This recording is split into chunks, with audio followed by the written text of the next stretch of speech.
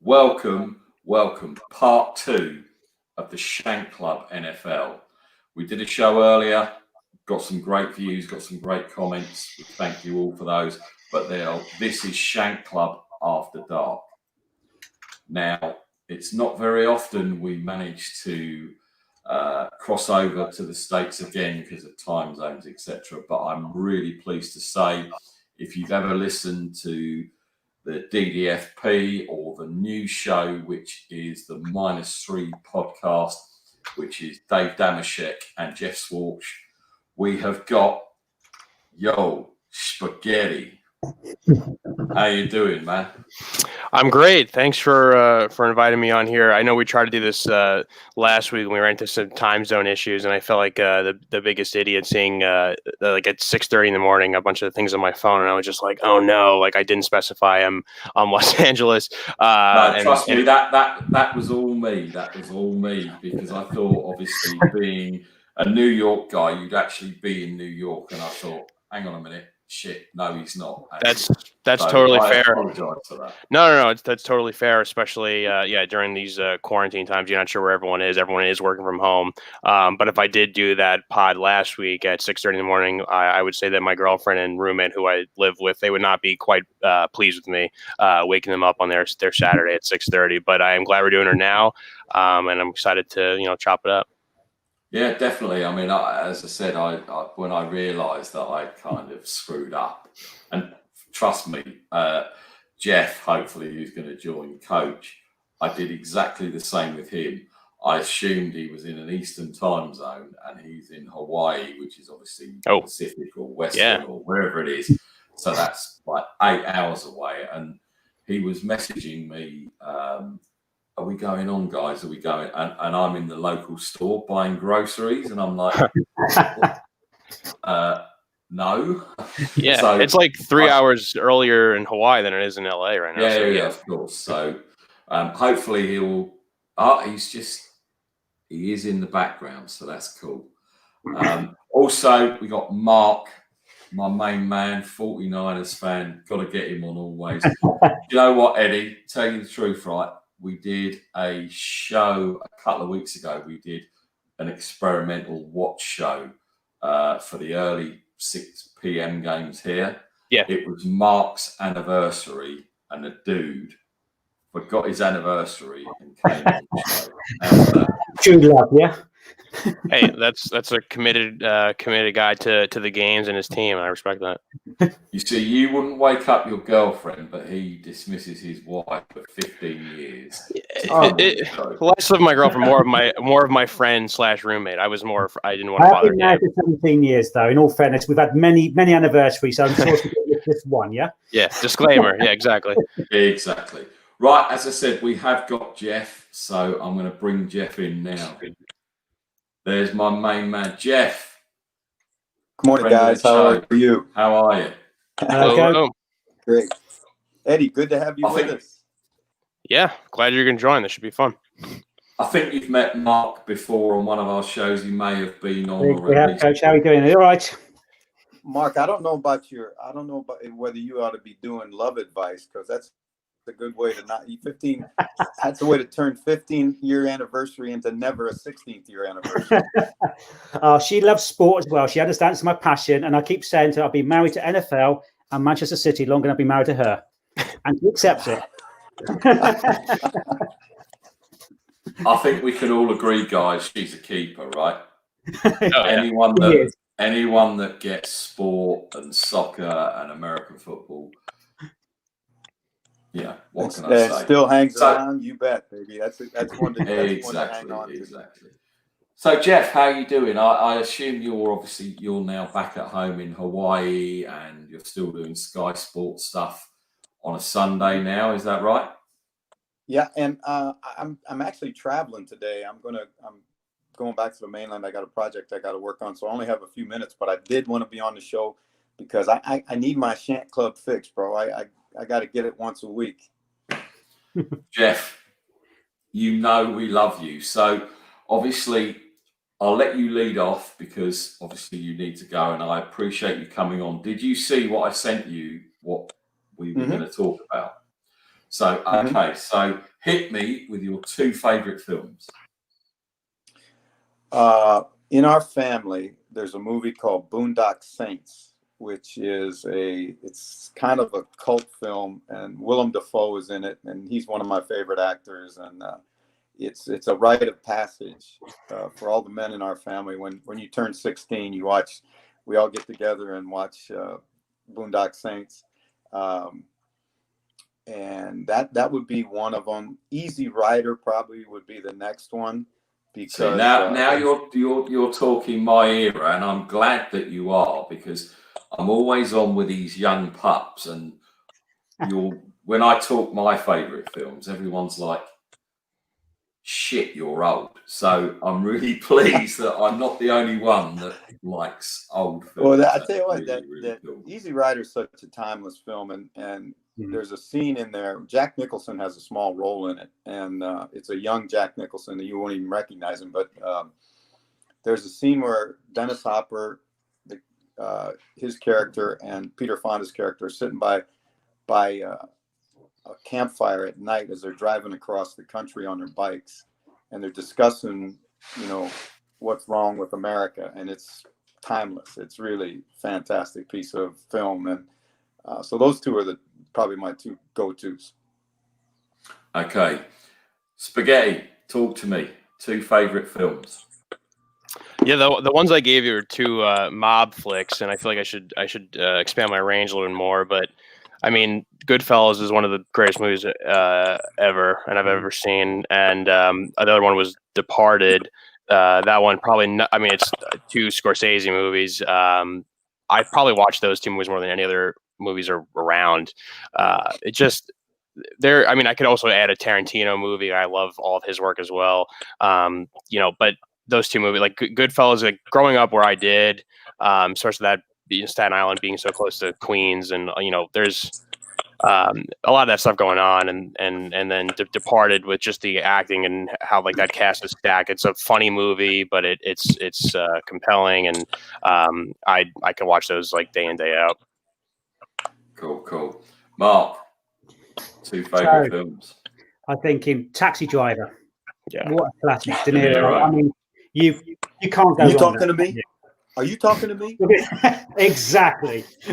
and what I loved at De Niro, especially his younger films as well, that he really got himself involved, didn't he, with them films. He almost became the character. If you read a lot of his books and that, and if people actually kind of listen to him, he gets so involved. He almost detaches himself in the real life him to his actual character. You can start seeing a lot of his films. You go into that and you think, wow, what a film. And I can watch it over and over again. And quite as Jeff said there, that scene, he was talking to me, that is an iconic scene that I think most people who love movies will know what that scene is about.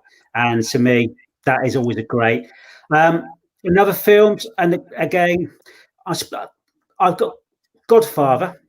I think Godfather, again, you can't go wrong. The whole trilogy is just immense. And it was great, actually, because what is quite an interesting one with the Godfathers, obviously I've watched the films individually, but there was, and we're talking a few years back, they did bring out a re-edited Godfather trilogy, but they actually did it in the actual... In order, yeah. Yeah, that for me was just amazing to see these three great films suddenly all completely cut up and put in that kind of timeline, which completely knocked your head up a little bit because you know that films really well. But so I'd say they are the two great ones. But I would say another film that we should never forget, Citizen Kane. Yeah, if you look at Citizen Kane, and you actually look at how films are done today, and how for me, I studied a lot of media stuff anyway. I can watch that just purely for the aesthetic kind of how so early on, then kind of camera angles and how he changed the whole way films are made. So I got to three, but I felt the kind of cinematic journey is always a good one, isn't it? In the sense of how that kind of led to these great films now. I always thought you were a lovey, Mark, and now you've just confirmed that. And I've actually got three, and they are quite broad ranging. The first one for me, same as Spaghetti, Goodfellas. What a film. Fantastic. I mean, Ray Liotta, just De Niro, Pesci, Scorsese directing. I must have seen that film 50 times. and I still can watch it and go, incredible.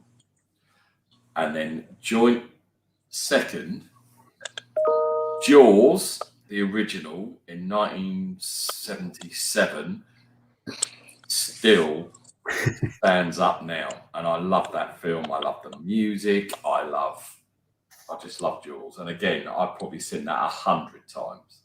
And I put it on. It's not again, but it's a timeless classic. And of course, another honourable mention has got to be for Star Wars, the original. Now, dated, I get it, but to me, one of those films that you just watch and you know that it started everything in that dynasty. It stands up. I mean, I know Jaws is a rubber shark and you know it's not real, but Richard Dreyfuss, you know, Chief Brody, the suspense, Quint, everything, you know, Robert Shaw, farewell and adieu to you, fair Spanish ladies, and all that. I mean, it's just, I love it. It's just, you know what's happening, but it is amazing. Right, let's talk music now. So we're gonna switch it up a bit. Jeff, favorite album? You know, the one that probably has gotten the most wear in my collection is Marley did a album called Babylon by Bus, and it's a bunch of live cuts from actually when he was in England, and they did a bus tour through England. I think that one probably I listen to more than anything else. And a second one, wow, there's so much. I'm kind of a music guy, and so a lot of it kind of hinges on, you know, where you're at mentally or emotionally at the time, what you're listening to. That is a tough question, because you can be in a rock mood and something hits you. You can be in a somber mood and you've got some slower sort of jams, or country, you know. So your go-to would be that bus tour one, would you say? For there'd be general Babylon by stuff. Bus, and then there's a Canadian band that's phenomenal, and only had like regional success in the United States, but it was one of the greatest bands ever in Canada, called the Tragically Hip, and they have an album called Your Favorites, which is all their big songs. So that one, if I'm on the road, it's great road music. So if I'm ever driving somewhere, I'll throw that in, and it eases the miles. See, I knew Eddie was a hipster because I've listened to his stuff before, and I knew he was obviously, he knows what that is. Me and Mark are like, spaghetti new. I listened to Tragically Hip. I know, unfortunately, their singer, he passed a few years ago. It was like Gord Downey, I believe his name was. And yeah, it's a good way to describe them. Like, they're a great band that just for some reason never really crossed over in the States. Unsure why. It's very strange. You get that a lot from massive bands in the UK that are huge, but they never make it in America, which I guess it's horses for courses, and different genres don't cross over, and it's really strange. What about you, Eddie? What are your two?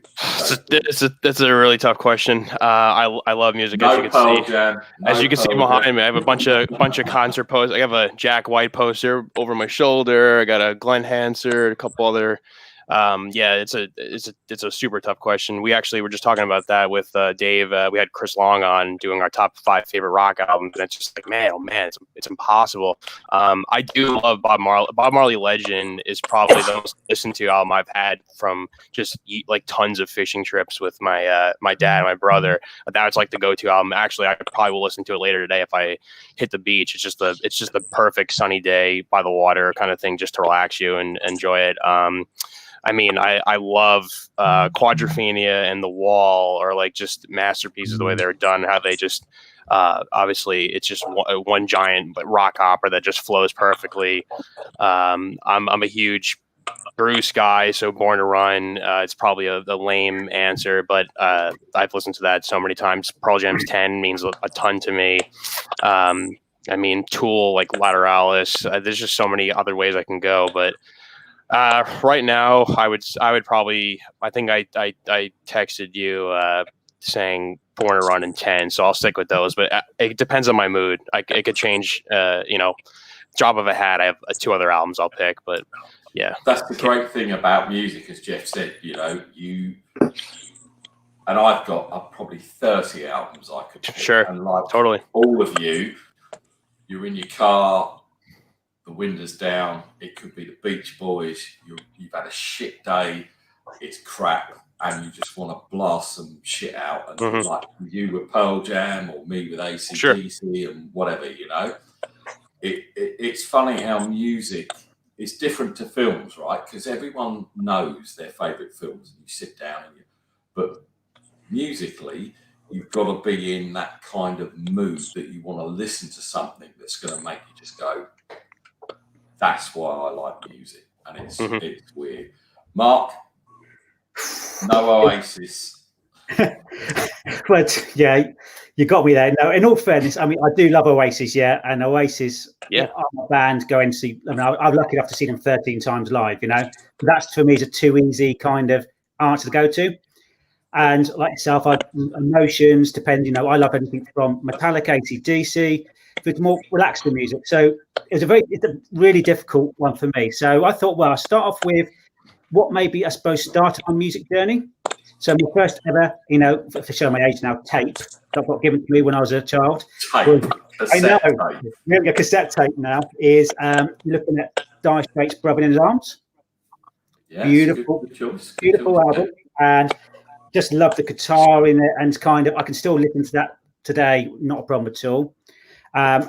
So for me, that's one there. Also, I have grown up with as well is Prince Sign of the Times. Again, very, very good album. Lots of different riffs in there, lots of different kind of how he brought that kind of funk music, pop, bit of guitar, all together. It just for me is a great all-round album. Yeah, but I could go quite very influential as well. Prince, that album, it kind of changed a lot that was going on. Massive. But I could have quite easily gone for things like The Doors. Yeah, I could have gone an album like Jimi Hendrix. I love anything, with the guitar, the bands, which I think today's, standing old now, but kind of, the youth sometimes have missed out a little bit. Luckily, I think some good music started to come through again. But they go for a stage where, bless the little mixes of the world or whatever, kind of, I felt music went through a bit of change. Yeah, look at Jeff's face when you said little mix. Trust me, little. Daughter loves I thought he was going to lose his shit then. But let's get to the guitars and the bands. Cool. So my 2 are quite different, actually. Both live albums, and both. It doesn't matter what mood I'm in. I've got to listen to these. So my first one will be Frank Sinatra live at the Sands with the Count Basie Orchestra. I don't know if any of you have ever heard that. But there's 2 live albums that are probably the best 2 performances I think produced and I've ever heard. So if you haven't heard that, check that out. I know that makes me really old, but I love that. And the second one is The Song Remains the Same by Led Zeppelin, which was Madison Square Garden, 1973. All off their tits on LSD, coke, Christ knows what. But to me, that cemented them as the gods of rock. And I love AC/DC, trust me. And I wanted to put AC/DC in there, but I just couldn't do that because I listen. It doesn't matter whether it's raining, dark, whatever. I listen to Frank Sinatra and I listen to how he sings. I listen to that big band and the swing. And it's just kind of like, it's really calming music. And then when I want to listen to something that wants to smash my head against the wall and rip my guts out, I put some Led Zeppelin on, and I'm at peace with both. And it's really weird because I didn't listen to The Song Remains the Same for, I can't remember how long, and all of a sudden they re-released it on vinyl, and I bought it, and I sat down and I listened to it, and I was like, shit, why didn't I get this the first time? Why have I missed Led Zeppelin, Gods? And I had all their other albums. Like, why didn't I watch because you can see it on YouTube, and I don't know if you watch the YouTube of the whole concert, some fucked up shit going on with all this, like the Houses of the Holy and Vikings and just crazy, but the music just blew me away. And recently I saw AC/DC are bringing a new album out in November, and again, although they didn't make my top 2, probably like if Pearl Jam brought an album out or so and so, it came up on Instagram, and I'm like, fuck, how did I miss this? The Gods of Rock are back. So I dropped 80 quid on a CD and a t-shirt and this special box. I don't have a CD player. I can't even play a CD. I'm not going to buy a CD player. But it was like you had 20 choices how to buy this new album pre-sale. And I just thought, I like the flashing box with, you open the lid and it plays a riff of the song, and there was a t-shirt and shit like that. And I just thought, I just got to buy that. It's crazy. Right. Best gig ever. Jeff, what is your favourite ever concert that you've been to ever? And it doesn't matter if it's, in Hawaii and, there's Hawaiian music and you just felt really spiritual, or you went to a massive concert, or what would you say was your favorite ever concert? Oh, wow, man. Probably the coolest one I ever went to was there's a little bowl on the campus at the University of Hawaii. I mean, it's small. It's probably seats 2,000 people. And it's really more sitting on the grass than anything else, but it's kind of a natural bowl in the campus. And there's a Cuban, I like Latin jazz, and there was a Cuban jazz artist named Pancho Sanchez. And I saw him one night in the bowl at H. Manoa, and underneath the stars. It was just a fantastic, beautiful night, and such fantastic Latin jazz is really cool. And that was probably one that was, I really remember. And the first concert I ever saw when I was about, probably 15, I saw an Indian sitar master by the name of Ravi Shankar.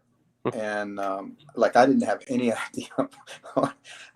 idea what I was getting into, but I just remember going there that night, and he came out and sat cross-legged on the stage by himself with this thing. I didn't even know what it was, and just wailed on it. And I thought that was, when you're young, especially that one would probably make the biggest impact on me. But I think those two. Hey guys, I got to run because I got to go catch a plane. But I wanted to say, Jeff, thanks so much for asking. you are part of the Shank Club family. Hey, nice talking to you, Jeff. I appreciate Safe flight. You too, guys.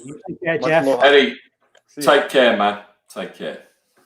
Okay, so we've got Jeff. So spaghetti. Favorite ever live concert. I'm trying to think of some. And again, no Pearl Jam. That's okay. Really calling it now. No, I'm only joking. Of course. No, I could give. The only one I would mention with them was a Halloween concert in 2009, and they came out dressed up as Devo, and they played Whip It, and they played 45 songs. It was like a 4-hour concert. That was a lot of fun. But other ones, I remember. So me and my dad it was back when I was still living in New York, and me and my dad got tickets to go see Bruce. My dad's seen Bruce over 100 times. We have like a shrine in our downstairs bar. It's insane. And we got tickets to see. Is Bruce a Jersey guy, or is yes, He's a Jersey guy. Yeah. He's born Freehold. He started up really in like Asbury Park, which is like a Jersey Shore town. The Stone Pony is the venue, and my dad was seeing him back in like the early '70s and stuff. So we got tickets to go see Bruce at the Barclays Center in Brooklyn, and this was right. The concert was like a day or two after Prince died, and we're hanging out at the 4040 club like bar thing, just grabbing a couple beers for the show. And like there's a buffet right in front, and like the buffet was closing down. There was like no one really watching it, and we took like popcorn box. We were eating popcorn out of a box the whole time, and there was like just towers of sushi that were left, and there was like no one checking who's getting what. And we literally started grabbing handfuls of sushi, throwing them in the popcorn boxes to bring back to our seats, just as like Bruce came out, and like that's during the River Tour thing. So he was doing opening up with New York City Serenade. So we knew we had like a couple minutes to get back to our seats before we started the show. And then we got back to our seats, and like the first song he played was Purple Rain in honor of Prince. So that was a really cool show. And then like a month later, we saw him in MetLife, and he played for like 4 hours and like 9 minutes, which was insane. So that was a lot of fun with my dad. Another great show. Just saw Tool in San Diego with one of my best friends, and that whole just never being in San Diego before and experiencing all the great breweries down there and being near the beach, and then going to see Tool like 16th row as well. And it's pretty hard to get tickets for them. So that was definitely something. In terms of just overall vibe, I mean, the Ohana Fest here in Orange County, it's curated by Eddie Vedder, and it's like just a concert on Doheny, like in Dana Point, on like, you know, the Beach Boys sang about Doheny State Beach, and just to see concerts on like your feet in the sand, to see concerts outside, like that's a magical experience. And I've gone the last 3. Obviously this year's was postponed to next year, so I'm going again next year with hopefully a big group of people to enjoy it when we can get back to live music. That is my favorite concert venue and experience, and I've just found it out so many more new artists that I love, thanks to guys like, you know, Kelly Slater, who's a professional surfer, and Eddie Vedder, who curate this whole thing. And just it is like the most fun I've ever had at any kind of concert or festival.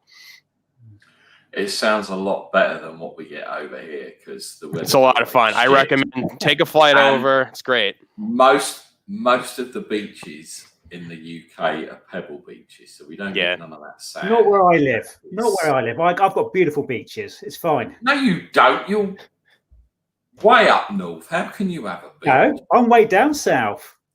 I thought you were Manchester way. Where are you? I'm now the Isle of Wight. Long time ago. Moved. I love it. Mate, I'm coming across because the Isle of Wight is fantastic. Thank you very much. They've got a great zoo. Is it still open with a white? That is, Shanklin. No, yeah. Trust me, I love the Isle of Wight Zoo. There's a big festival there, right? Yeah. Don't steal my thunder. It's just a tease. It's a tease. That's what we call that in the biz. By the way, Eddie, great choices. I don't know that Mark's on the Isle of Wight, and I don't know they've got a big festival there. Mark, where are you based? And do they have a festival? Well, I'm very lucky enough to live on a beautiful Isle of Wight, so lots of nice sandy beaches. Unbelievable, but you're right as well. I'm also really lucky that we got a fantastic festival as well, massive festival. It's built up over the years. Obviously, we all know the history of the Isle of Wight Festival from originally, where the Doors, Jimi Hendrix played, and that, and the kind of the craziness before I was born, sadly. But I've seen the videos, and it is. You might have been there, Nick, in all fairness, but No, I wasn't there. I was probably there. Jimi Hendrix, all that. But we're lucky. So we've got John Giddens, who then managed to get the kind of festival up and running again. Probably about 11, 12 years, maybe about 12 years now ago. And I tell you what, I've been so lucky that for 12 years I managed to go and see some absolutely outstanding live band. I can't believe some of the acts that he's actually brought across, and it's now music is my life. Yeah, I love music. I absolutely love it. I mean, last year I saw about 50 artists live. That's my real escapism. That's great. Well, 2020 has been a tough one because obviously all the concerts I had lined up. You're telling me. A lot of my kind of life away in a way, in a way. So I had to kind of really fill it in different ways. So music has always been in my life. Live music has been my pure escapism, and I've been so lucky to see many, many fantastic live bands. So I suppose when Nick kind of gave me the question, so what's your best live act? And I'm going, wow, I've been so lucky, and I'm sitting back thinking, who is it? So yeah, I could have quite easily gone for like something. Oh, I've had some great times watching Oasis, for example. Yeah, I wouldn't go 13 times if I don't enjoy, what they brought in that era. That kind of my era growing up. But there's a couple of bands that I thought, right, okay, well, 3 artists, I suppose, that I thought, wow. The first one was Tom Petty. Wow, nice. Yeah. Okay. Now, again, lucky enough, he played at the Isle of Wight Festival, yeah, and he's one of the, I think, last few gigs before, sadly, God bless him, he passed away. He did Isle of Wight Festival, and I think did another big. Was he another? Sorry, Mark. Was he another sort of kind of? Was he another New Yorkish? Because I don't really know. I've heard of Tom Petty and the Heartbreakers, but was he an East Coast guy, or was he sort of? Petty was part of, to an extent, of like the Laurel Canyon, Los Angeles kind of scene. Right. So West Coast. Yeah. But he's like, I grew up listening to my mom, and a lot of my mom's like family grew up listening to Tom Petty. And that's why I got my music background is like my mom and dad. Like my mom had Beatles and Petty. My dad was more like Hendrix, Bruce, Led Zeppelin, all those like the English rock bands. So it was a good, nice mixture for me. But Petty is like, Wildflowers, and I mean, you can go on and on. He's a guy that I wish that I got to see live. And actually, before you mentioned Oasis, not to derail this, I feel like in the States, Oasis has been like everyone's known for Wonderwall, and I know it just hit like 1 billion plays on Spotify, and everyone's like, oh yeah, like Wonder, and like that's kind of how they're viewed.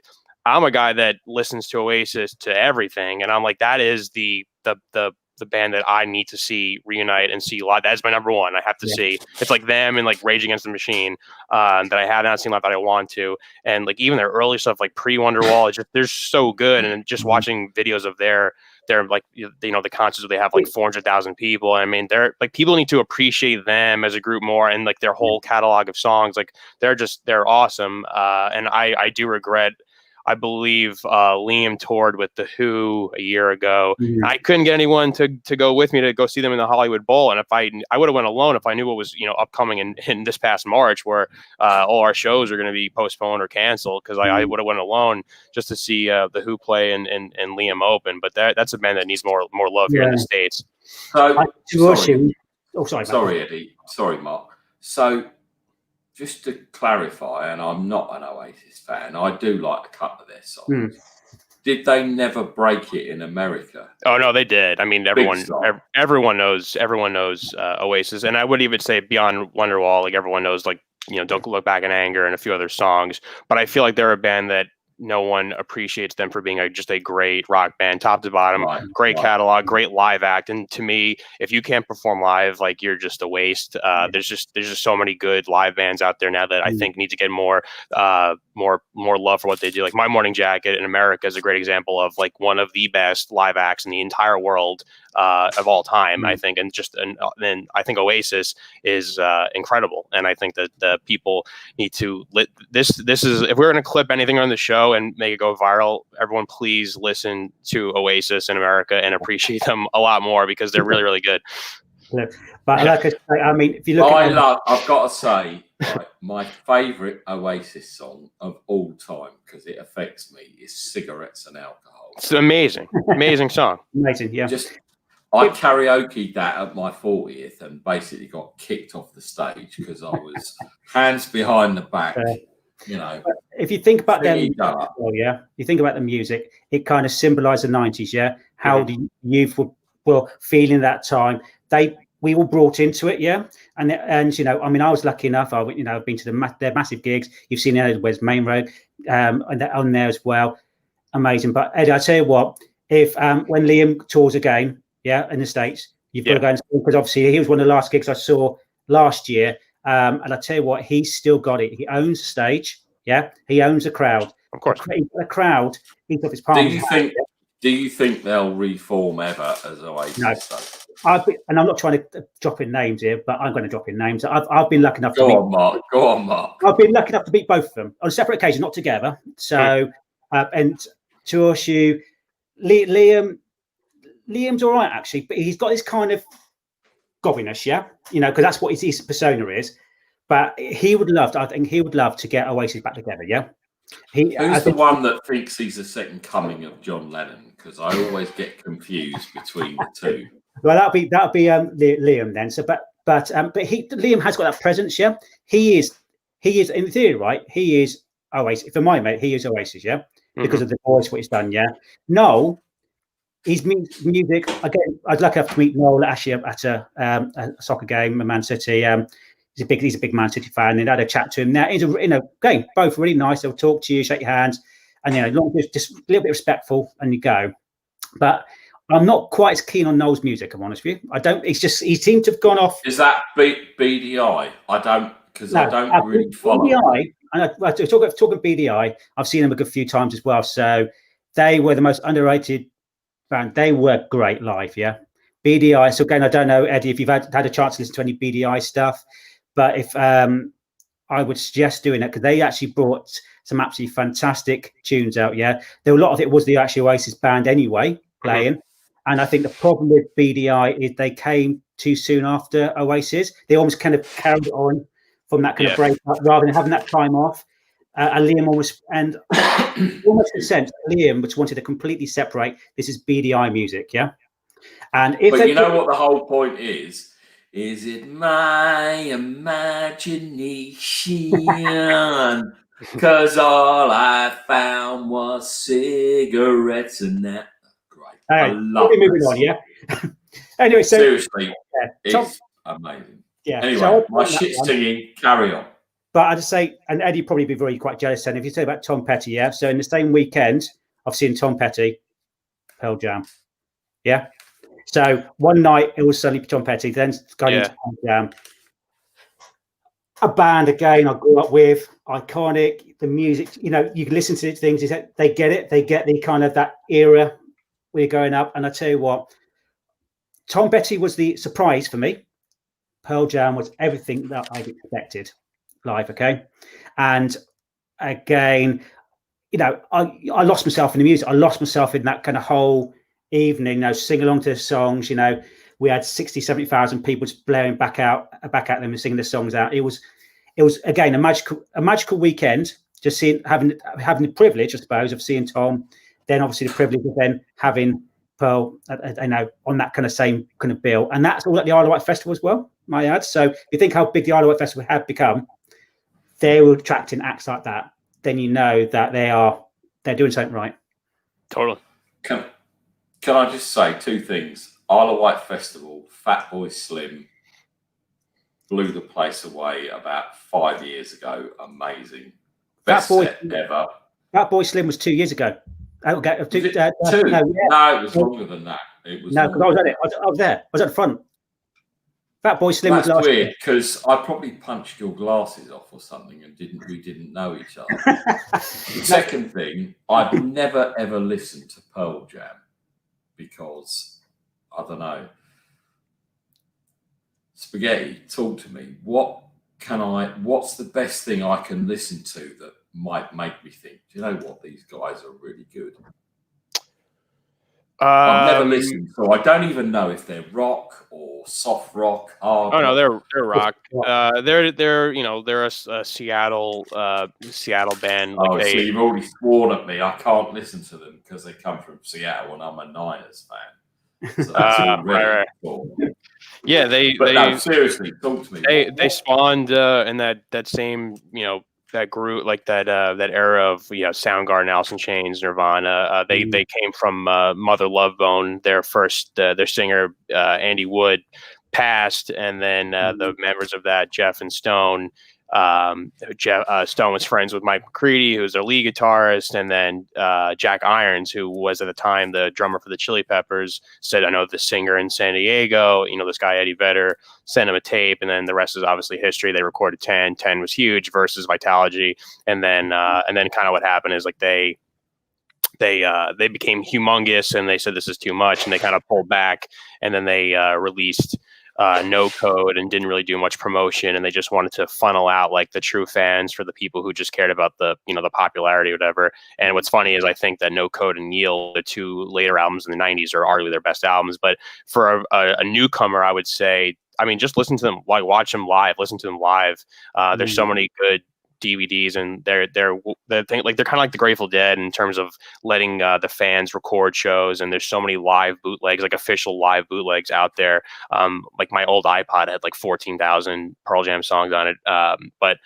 And you can see them blew up. Yeah, and you can see them evolve too from like their early days. Like they were a crazy, 91, 92, they were playing 9, 10, 11 songs only in a concert. But like, Ed would climb up the stage and like mosh pits would go crazy, and they're just playing loud and fast. And and then you see them years later. Now they're playing 30, 35 songs, 3.5 hour concerts, and they're doing encores. They're covering The Who, they're covering Springsteen, they're covering the Beatles, and they're doing all this great stuff. And they're collaborating with people, Neil Young. I mean, all these guys who are they're all like immersed together now. And I mean, they've survived that. Obviously the Seattle scene was a really tough place to get out of. So many musicians have passed that came from there, and they just somehow all stuck together. Obviously they've changed drummers, but Matt Cameron coming from Soundgarden, who really saved the band, and they're that's why they're still headlining massive festivals today, and they're still as popular as ever today in 2020. 30 years being into a band, because it's just it speaks to how great they are and really how just tough it was to just move past that huge popularity craze, and just somehow they all survived, and they're here today. And they do mean a lot to me. I it's okay if some people don't love them as much. I've been lucky to see them over 20 times, and I really know what they could do in a live show. And they're just they're incredible, and they're great humans, and they always care about the charitable causes, and they want what's best for for the everyman citizen. And I can't say enough good things about them. But yeah, in terms of recommending something, like I would say I would try to track down one of their DVDs on like YouTube or something. There's like a 2006 like they do a string of shows in Italy. They made that to a DVD. It's a lot of great footage. Their new one from Wrigley Field where the Chicago Cubs play, they did Let's Play 2, and that's a really, really good one. There's a lot of great options out there, and you'll get a sense of like what they mean to fans, and you'll see their live shows and how energetic and great it is. So I would just recommend one of those. Yeah. And Nick, cool. they are on tour. I will tour. definitely check them out. Whether they're going to be my cup of tea, I don't know, but I'll definitely at least listen. Great. And either send to you messages. The fuck is this? Or I'll go, do you know what? That's pretty cool. All I can say, Nick, as I see you at Hyde Park next year, because that's going to be yes, Hyde Park next year. And there's a few other support bands is pretty decent as well. So you get into it, and we'll be seeing each other at Hyde Park. Social distancing, Pete will just throw over the edge. That's not a problem. Pete, one point of Foster's to be gone. It's fine. My favourite all-time concert, it's going to be AC/DC. Obviously, I've got the shirt on. There was, and Mark, you'll probably know the venue, the Hammersmith Odeon. Yeah. Very small place, Eddie. If it was all standing, it was probably, I don't know, 2,000 mark, maybe push. Yeah. Maybe a bit more, maybe 3, 4, maybe 4 at the most. Yeah, there's not much bigger than that.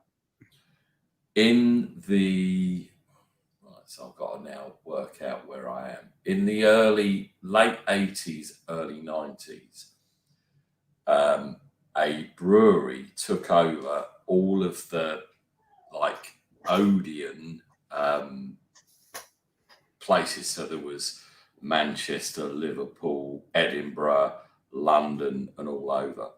And they decided that AC/DC were going to play the opening nights of their new, it was Carling was the brewery. So it became the Carling Apollo in London. And there was 1,000 tickets. It was wristband only. It was free. And you know, Eddie, and you know, Mark, internet stuff, you're on there 15 minutes before they go on sale. Press. Fuck's sake. Come on. And me and my friend managed to get these tickets to see AC/DC at the Carling Hammersmith Apollo to reopen it. There was no seating. They hadn't played a gig for like 4 or 5 years. And this is long before Black Ice came out and they did the whole world tour and everything. And we managed to get tickets, and I was like, fucking hell. This thing had sold out within 3 minutes of going live throughout the whole country. And I still remember to this day going up there with my friend and thinking, have we been scammed? Did I actually get tickets? Because you had to queue up to go to this little booth thing, and then they'd say, what's your name? What's your email? What's it? So, of course, everyone's going in there, and a few have been scammed, and they're walking away like this. And I said to my mate, now, if we've queued for 3 hours and we can't get in, I'm going to kill someone. So we're getting closer and closer to this guy in the booth. So we're walking up. And all of a sudden, Angus Young and the band go behind us. So, of course, the crowd has levitated behind us. And we've just gone to this guy and gone, this is the email. This is my home address. Have we got tickets? Yeah, of course. So we've got these armband things on. And we've gone round the side, and the band are still there, and they're like pictures and thingy, blah, blah, blah. And I had 3 albums, and I thought, I'll take 3 covers, because you never know. You might meet them afterwards, you might meet them before. And I got 3 album covers signed by the whole band. Wow. And I was in there with 1,000 people, and fucking hell did it rock. I mean, they played all the hits. There was no album, right? So you had, for those about to rock, the Cannons at the end came out. And bearing in mind the stage was probably 100 foot wide at the most, but they had 6 cannons, and they came forward at the end. And, you know, they start to play the riff at the beginning, and all of a sudden this curtain drops and these cannons come out, and you're like, I was deaf for 3 days. I saw Motorhead and was deaf for a week, but I was like 4 from the front in this AC/DC concert.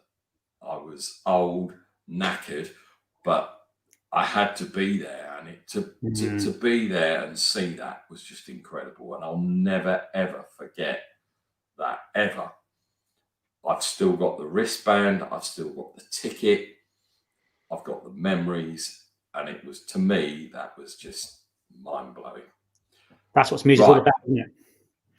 We need to speak football quickly, because I know Eddie is going to get in trouble with his significant other, etc. Eddie, I need to step off for a second, but I'll still be listening.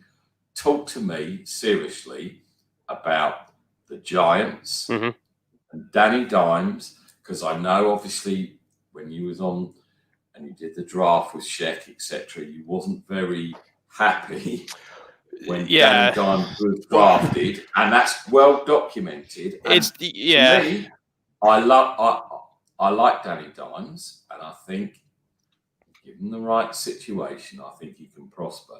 But yes, talk to me back to draft Dimes. day.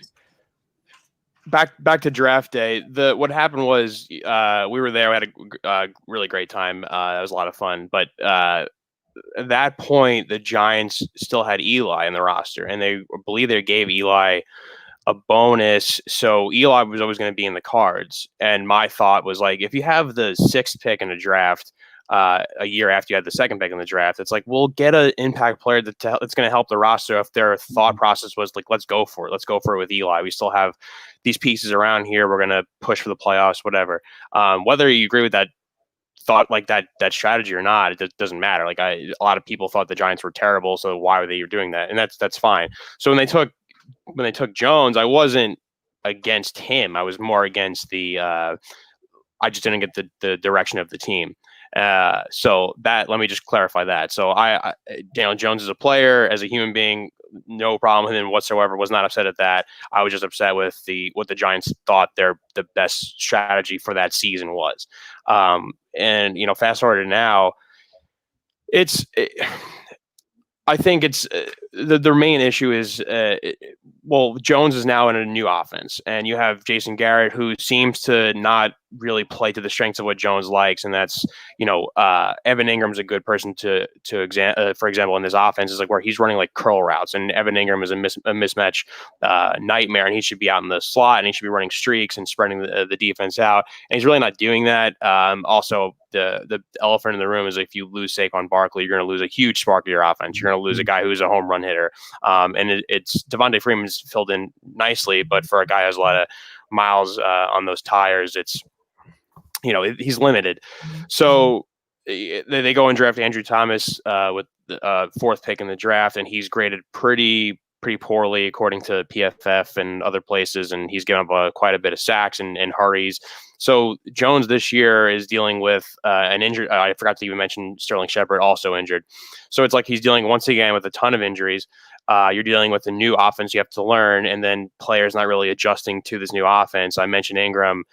Golden Tate has not created separation whatsoever, and he's a guy that used to be able to do that. And I get he's getting up there in age as well, but he's not really getting open for dimes. And Darius Slayton is the only guy on the offense who's somewhat performing. So there's a lot of different factors as to why he has not looked the same as he did his rookie year. I'm not putting all that blame on him. I think there's definitely times where he needs to make better decisions. He has to be quicker with his decisions, but it's very, very tough to do that when you have basically an all backup offense. You're still learning the system. You have your blind side is not really being protected because Thomas has not gotten to the level of what people thought he was coming out of Georgia. And then it stinks to see guys like, Wills and Wirfs and even Mekhi Becton when he was healthy for the Jets to be playing really, really well, at tackle. So, yeah, I mean, it's going to be very interesting come draft time, depending on where the Giants are with the wins and losses. If they have a position to draft Trevor Lawrence, I personally right now do not think that drafting Trevor Lawrence is going to be the answer, because the problem is right now is you still don't have a left tackle if Thomas is not the guy. Your receiving core is really just one guy who performs, and Tate and Shepard are never healthy. They're not doing what you expect. Evan Ingram is going to cost a lot. He probably won't be a Giant for much longer because he's not really shown much, and he's always banged up. And then if Garrett's going to be the play caller, it's a thing where he has to adjust and just he right now does not have the same talent he did in Dallas, and it's not really translating with this Giants team. So there's a lot of issues going on. I hope we see a spark out of Jones, because I do think he has what it takes. He's made some wow plays for us, and he's looked good in spurts this year, but it's a tough scenario right now. And to wrap up this point, the NFL is a business, and everyone's on a really short leash. And when you're not performing to what people expect, it doesn't matter what the issues are. It doesn't matter if it's a left tackle issue. It doesn't matter if it's an injury issue at wide receiver. It doesn't matter if Saquon Barkley's. It doesn't matter if it's a new offensive system. You're the quarterback. You're not performing well. There's a new guy who's a generational talent coming through in the draft, and it's just the clock is just ticking, and that's just the way it goes, and it's unfair. And I try to preach that, but it ultimately doesn't matter. It's really weird you say that with all the things that are going on, because Mark and I are Niner fans. Okay, so we see everything you say. We see the Niners have got injuries. They've got Bosa out. They've got this out, they got that. There's 6 and 7 cornerbacks in, but the fan base doesn't see that. Mm-hmm. Obviously, I don't know what it's like. I mean, I love Danny Dimes. To me, I like to watch him. Same as San Diego. Justin Herbert. Justin Herbert. Mm-hmm. They both had the same kind of hype, but it's worked out for Herbert. He's thrown picks. He's still not going to be the polished article. Mm-hmm. And, I said up until they played the Niners, I really liked Danny Dimes. And I was quite worried. Saquon goes down, and that's kind of 3/4 of your season done, right? Yeah. Because you can't run the ball. Your defense is okay.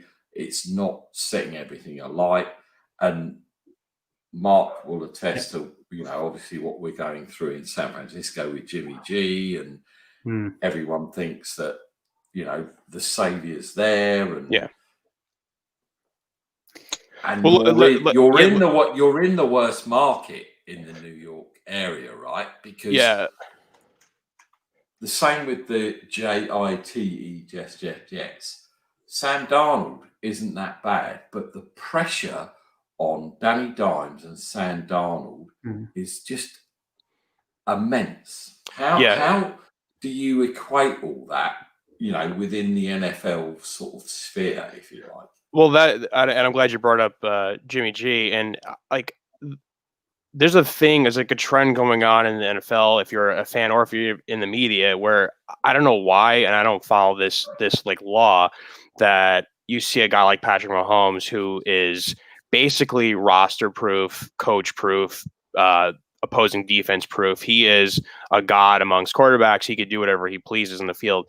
And people think that it's like, okay, well, we have to find our next Mahomes. It's like, well, you're not gonna find that. You're not getting. There's not multiple Mahomes. Like, he is who he is. It's a generational thing. He's a generational thing, yeah. And people are like, well, Trevor Lawrence may be that. It's like, he may be. He also, but also people love Sam Darnold coming up. People love Baker Mayfield coming up. You can go down a list of how many quarterbacks coming out. I find myself in the camp that if you have, and the 49ers are the perfect example of this, if you have a good roster and you have good coaching and you have a great general manager who finds talent and you have a good foundation going on there, and you have a quarterback who could do what it takes and not turn the ball over, and I guess game manager is a term people like, but maybe a smidge above being a game manager. Yeah, I think Jimmy G I'm okay with that. Sure. And I'm okay with that. I think that it's okay to have a quarterback who's not Mahomes, have a good roster, and then you could lead your team to. You guys got to a Super Bowl. You guys were in reality.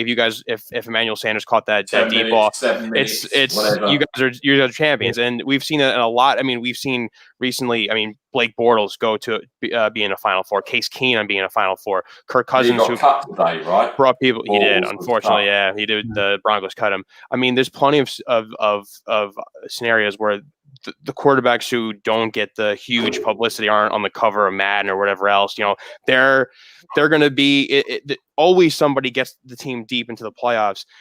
Nick Foles, another great example. So it's like people need to just pump the brakes and stop being like, we need to find the next Mahomes. It's like, well, how about instead of building a crappy roster and letting crappy coaching slide, and you have to just find a quarterback to mask all that, get a better coach, get a better offensive defensive system, build up the trenches. O-line, D-line matters so much. Like that's not an issue. Bringing it back to the Jets and Giants, it's like the Giants, at least to an extent, their run block win rate's okay, their pass block win rate's miserable. The Jets are miserable on both ends of the offensive line. Adam Gase is in the news for not letting Sam Darnold call audibles. How do you have a coach that doesn't let your quarterback adjust to what defense he sees? It makes no sense. I mean, they obviously got into a fight with Le'Veon Bell. I'm sure they've had their issues, and we'll hear more about that, I'm sure, the next couple of months. Yeah, why they cut him. There's so many issues there, and it's like, what's going to come? And then now it's just like, well, Sam Darnold, man, like he's gone. We're going to trade him to the Colts, and we're going to get Trevor Lawrence. It's like, okay, put Trevor Lawrence, a rookie quarterback, with that roster. What is he going to do? Sam Darnold's running for his life every single play, and he's throwing his top receivers. Who? Jamison Crowder. Jamison Crowder wouldn't be a 2 or a 3 on most teams. It's absolutely ridiculous. The thing is, they drafted Becton, right? They did, yes. Cover, is it left side, right? Becton was a left tackle. Yeah, he is a left tackle until he got hurt. And and I thought, do you know what? That's just exactly what Darnold needs, because, well, every QB needs a blindside blocker, right?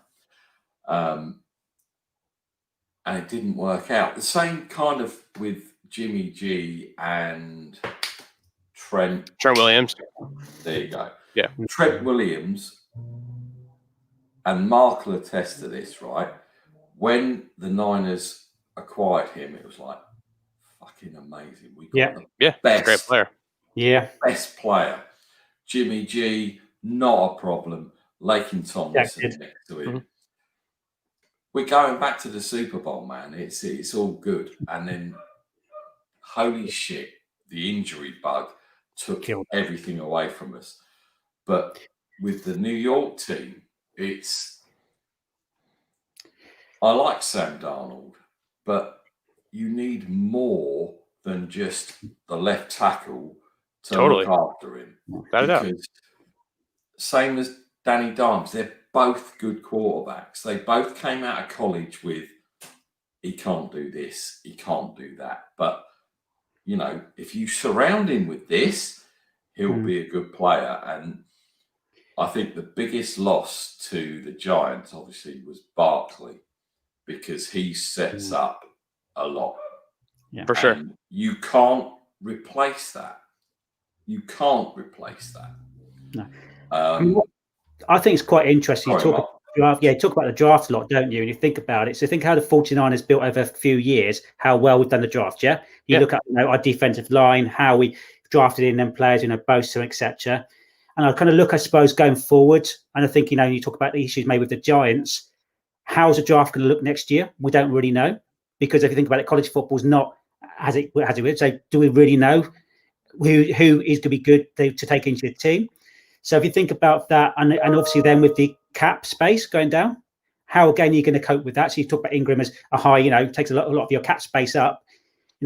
Tough decisions got to be made there, and how that's going to be. But I'm intrigued to see what your thoughts are, as how I suppose the college football is going to affect really, I suppose, the Giants' way of recruiting for next year and get stronger. And are we looking then at a longer term project to actually start saying, right, you've got your quarterback, which you're hopefully going to get some sort of, built into your team. It's going to take a few times to build the plays up, etc., and then start building a team around it.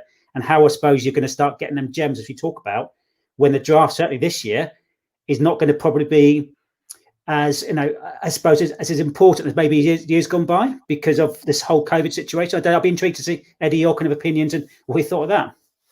Yeah, I mean, college is weird right now too, because you have like this staggered return of certain conferences, like the Pac-12 and the Big Ten, two of the biggest college football conferences have not even played a snap of football yet, and they will come back soon. And then you also see some top players from teams across the country that are just not, they're opting out of the season.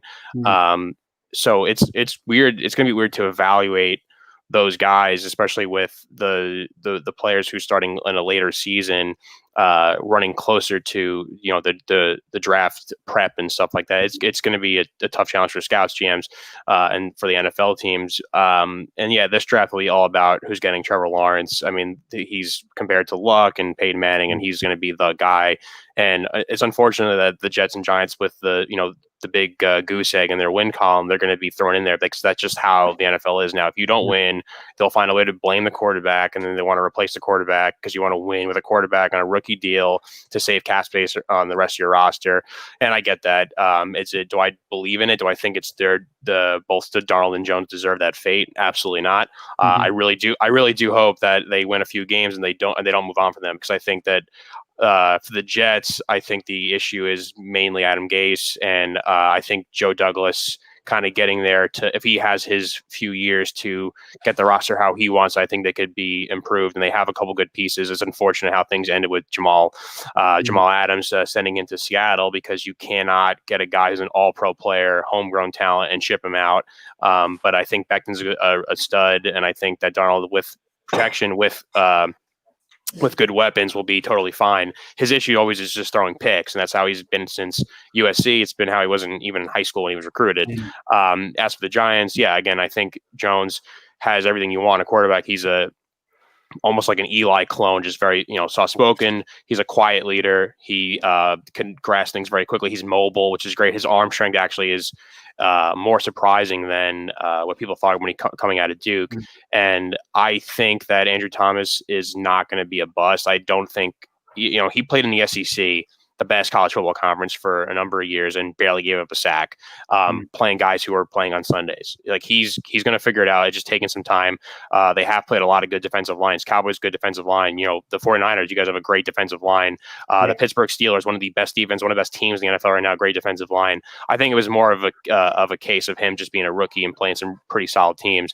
but and same for the Rams too. Great defensive line. So I think that he'll figure it out, and I think the Giants will win a few games. I would not be surprised if the Giants win handily versus the Washington this Sunday. I mean, they're going through a bunch of mess, quarterback, especially with them. So I think when it comes down to it's really going to be about the number of wins, because if the Giants have 0 wins or the Jets have 0 wins, they will take a quarterback no matter what. And that's just a fact of the matter. But if the Giants somehow squeak out 5, 6 wins, and gets them away from where Trevor Lawrence is going to take, feels like the number 2 quarterback. I don't think they'll do that. I think they'll realize that Gettleman has to go, and I think they'll Judge is the right guy too. I think Judge is putting a really good foundation for this team. He's a good coach, but I think right now the problem is Gettleman's drafted a lot of players or signed players who are good players, who are B minus players, and they're not getting enough A level players. And I think both rosters in New York are just not strong enough. And I'm just crossing my fingers that they get enough wins that they don't overhaul and get rid of the quarterbacks, because I think they will regret seeing, say, Sam Darnold go to like Indianapolis and be an awesome quarterback with that awesome offensive line and a number of you throw in a T.Y. Hilton, you have Jonathan Taylor behind you, and with Frank Reich's offense, like it's something that the Jets fans will not recover from if they see perpetually their players going elsewhere and just being awesome. So like I said, I'm just praying that each New York team gets a few wins and knocks them out of the Trevor Lawrence race. Do you honestly think that New York, your team, the Giants, would draft Trevor Lawrence if they I do. I do. Really? I do. Yeah, I do think so. And how would you feel about that? I don't see them being that much better in year 1 with Lawrence. Like, that's just unfortunate. Like, I don't know what you'd even get in return from. Like, I don't know. I don't know what the value would be for a Darnold or Jones type player, a guy that has shown flashes of being good, was recruited highly, didn't really succeed with his first stop. What do you get for that? A second round pick, third round pick? I don't know what it is. Plus, those guys are going to need contracts, and quarterback contracts are always higher, so that diminishes value as well. I think Trevor Lawrence is going to be awesome for sure, but I just don't. I'm still, like I said before, I'm in the camp that you could succeed in the NFL without having a Patrick Mahomes type god quarterback. You could succeed with you have a really good roster, really good coach. You're finding talent, late in drafts and key free agent signings, and you could succeed because, like, we've seen so many teams in the past that could figure that out. You do not need a guy who just masks all flaws of the team. Russell Wilson in Seattle right now is a really good example of that. There's a couple, the Seattle's not a perfect team, but Russell Wilson's playing so well, and he can mask out of those things. You don't need to do that. You could build a good roster. The Giants could, if you said to me, could Sam Darnold or Daniel Jones be the quarterback of a Super Bowl winning team? The answer is yes. If they've got the right pieces. Yeah, for sure. They don't have the ability of a Mahomes to mask it, but if they're on a team that's a solid roster, I think yes, I think they can go pretty far in the playoffs. But if you think about everyone's kind of hooked up with the quarterback situation, like you were saying earlier.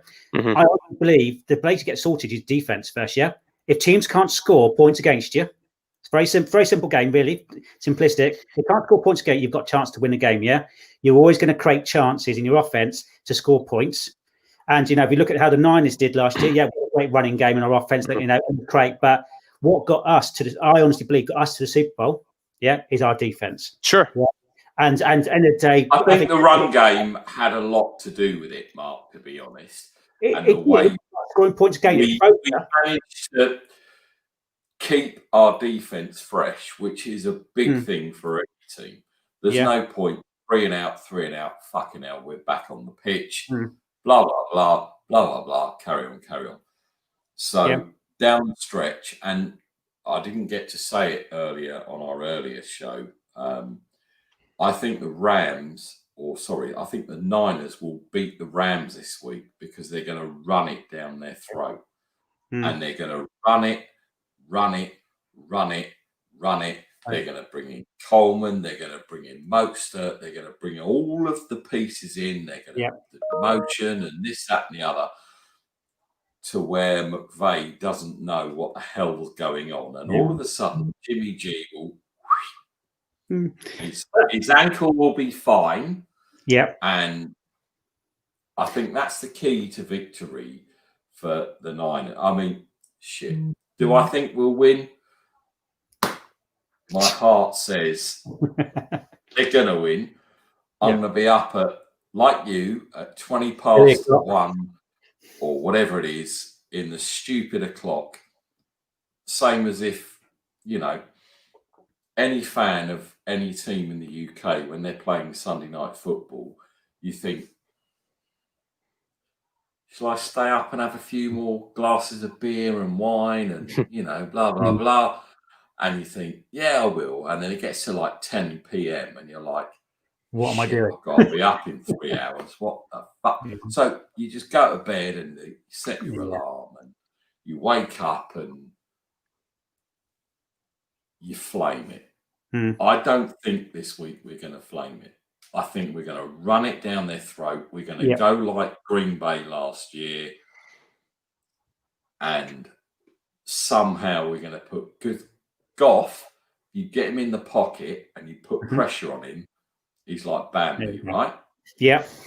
The rolling out shit, we're in trouble because we're on like 7 and 8 cornerbacks, and that's just a mess. Eddie, you've obviously. You think about it. So basically, we're saying about the quarterback. Actually, the quarterback is not the most important in that the situation. Talk about the run game. So that links in with not every team needs a Patrick Mahomes as an example. So run game is obviously important. You then linked into the defense, putting pressure on the pocket. So that's, I suppose, my point there is actually when you're looking at that kind of the scenario, you don't always need this superb kind of, you need quality, a good quarterback, don't get me wrong. You need someone who can read the plays, but actually you need to play with the strengths. Niners was the run game last year, and hopefully we can get that again going. And our defense got us out a few holes. And I believe that's what got us to the Super Bowl personally, with the run game. And I think, and I think, and back to, Jones for the Giants, for example, he can be that type of quarterback. If we've got the right team around him, and draft him right, get the right players in, right trades in, they could do just, it's working for their strengths. And I think everyone has got very hooked up about how great, look at Mahomes, look at the, Jackson, how they all go outside the pocket and they run down the line, etc. They're special quarterbacks, you're not going to find quarterbacks like that every single time.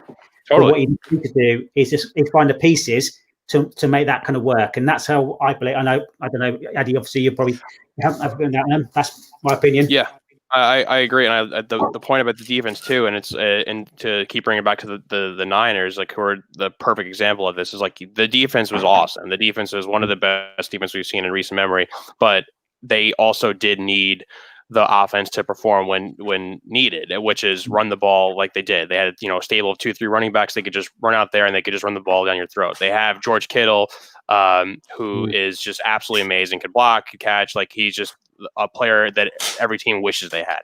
So you have like the opportunist, I guess like the best term is like the opportunistic offense, or it's like where they could score or they could control the clock when you need. That's perfect. That's a perfect recipe when you have an elite defense. The Giants defense right now is like, last I checked, was like ranked 5th, which is really good and surprising because you're like, oh, they're 0-5. How is it even possible?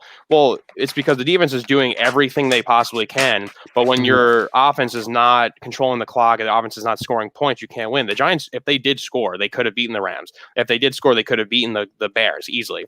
Obviously, the Dallas Cowboys, that game got a little messy with the refs. There was definitely 2 calls that changed the outcome. They literally took 14 points off the board for the Giants, which is whatever. But again, if that's a game you could also, you could say that if they scored here and there, they had a 2-minute drive and Jones couldn't get anything started. So there's scenarios, even week 1 with the Steelers, like, if the offense was alive in more scenarios, kind of like how last year's Niners team was, where like, okay, we need a 10-minute drive here. Let's just pound the rock.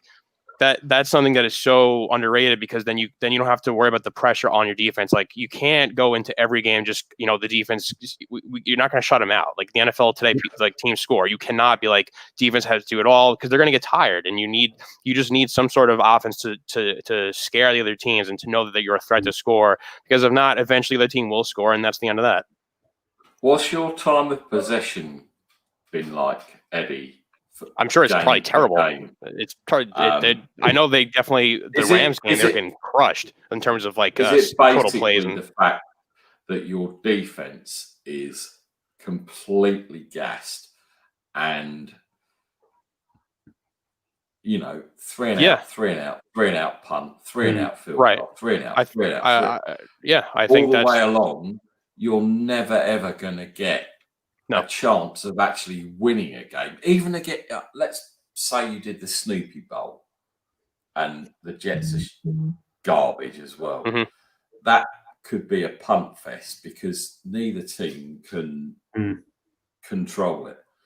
And everyone knows you need to keep the defense fresh because it doesn't. I mean, and going into this season after Bosa went down, after all the 25 million players that went down, we kind of thought we had depth, but actually, even the depth pieces are still knackered because we can't keep them off the field. And that's where, like, I think we need to just run it. Just keep, and Carl knows it. We're built on the run game, right? We smash it. But, and you know, do the odd slant and you've got the underneath stuff. Jimmy's not going to bomb it 50 yards, even with his duff ankle. Just keep, like CJ Beathard come in against the Eagles and everyone was like, CJ Beathard's got to start. He's the best quarterback we've got. Now, piss off. They were playing prevent, for Christ's sake. And it's garbage time, right? And we score and blah, blah. And I think as well with the Giants, if they get Saquon back next year and maybe drafts some more linemen to make them more competitive, you'll see a different team. We thought this year we had the best line, right? Forget everything.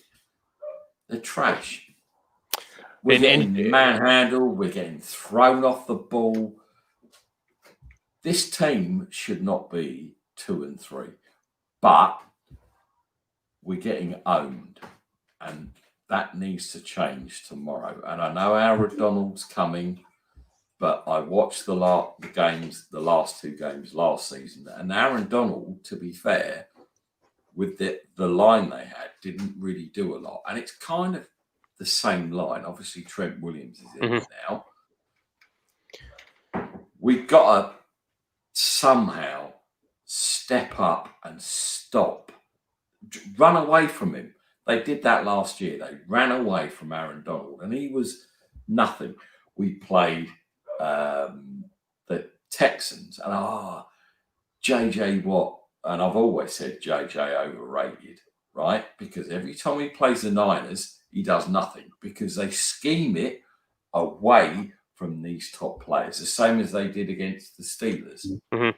So Kyle Shanahan has got to become Jesus tomorrow and stop that tide. And I hope he does. Because my season's done tomorrow if he doesn't. Spaghetti, do you think the Niners have a chance? Even like that much? Oh, for sure. Well, starting with the Rams, like they're a team I really can't figure out. I thought they were going to stink pretty badly this year just because of the kind of the hole they put themselves in with the cap space, and you're paying so much money to Donald and Ramsey, who are two of the best players in the league. But when you have that much money going to two guys, it's hard to build the rest of your roster.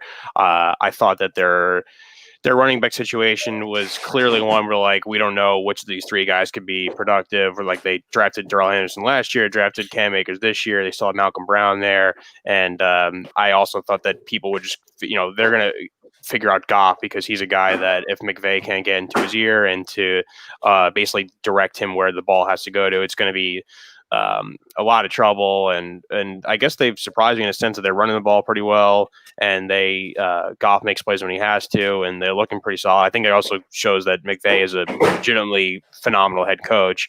But that being said, like in terms of Kyle Shanahan, phenomenal head coach, they have, despite the injuries, still found a way to fight through it and be a competitive team, and dealing with quarterback issues and dealing with the injuries at running back and this decimated defensive line, losing Bosa and Solomon Thomas.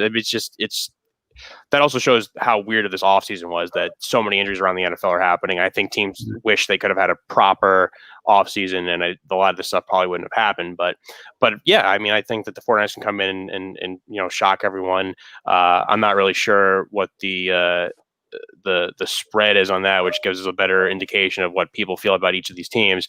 But look, NFL is any given Sunday. I could definitely see a game where Goff is just off and, just doesn't find Higbee, doesn't find Kupp, and then you guys just control the ground game and just scheme it away from Donald and just control the clock. Like I would not be shocked in the least if that happens. So do you think this is any given Sunday game for the Niners? I think it's I think it's like that for most of the league, though, because like I was saying with the offseason, like that's why I'm not even sold that there's like tiers of teams that are clearly better than other teams. Like it's been such a weird year that you have like the Chiefs losing to the Raiders, like, which hasn't happened in like forever. And then it's just like there's no real way to it's also kind of early.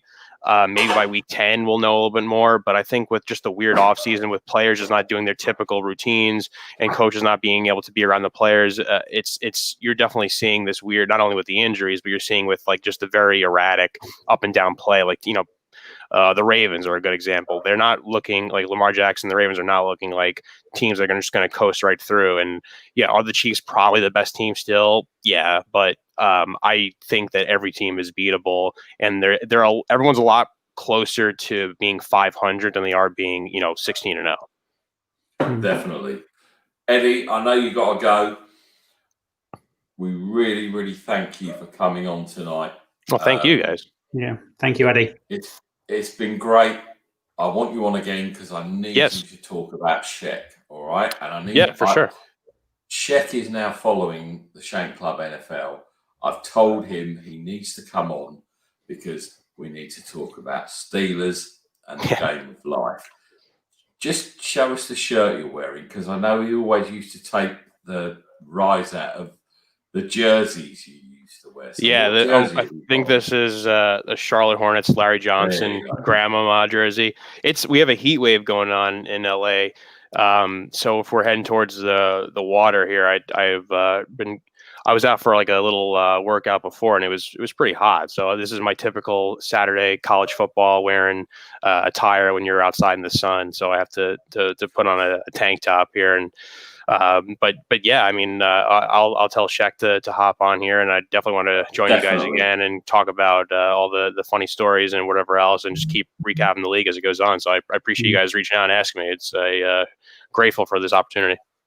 We're going to do some more later shows because, as you know, your time doesn't work when we do our earlier shows. So we're going to do some more later shows because a lot of people watch us from the West Coast and stuff, and we want to sort of reach out to those people. So, Eddie, great seeing you. I've really appreciated your input today.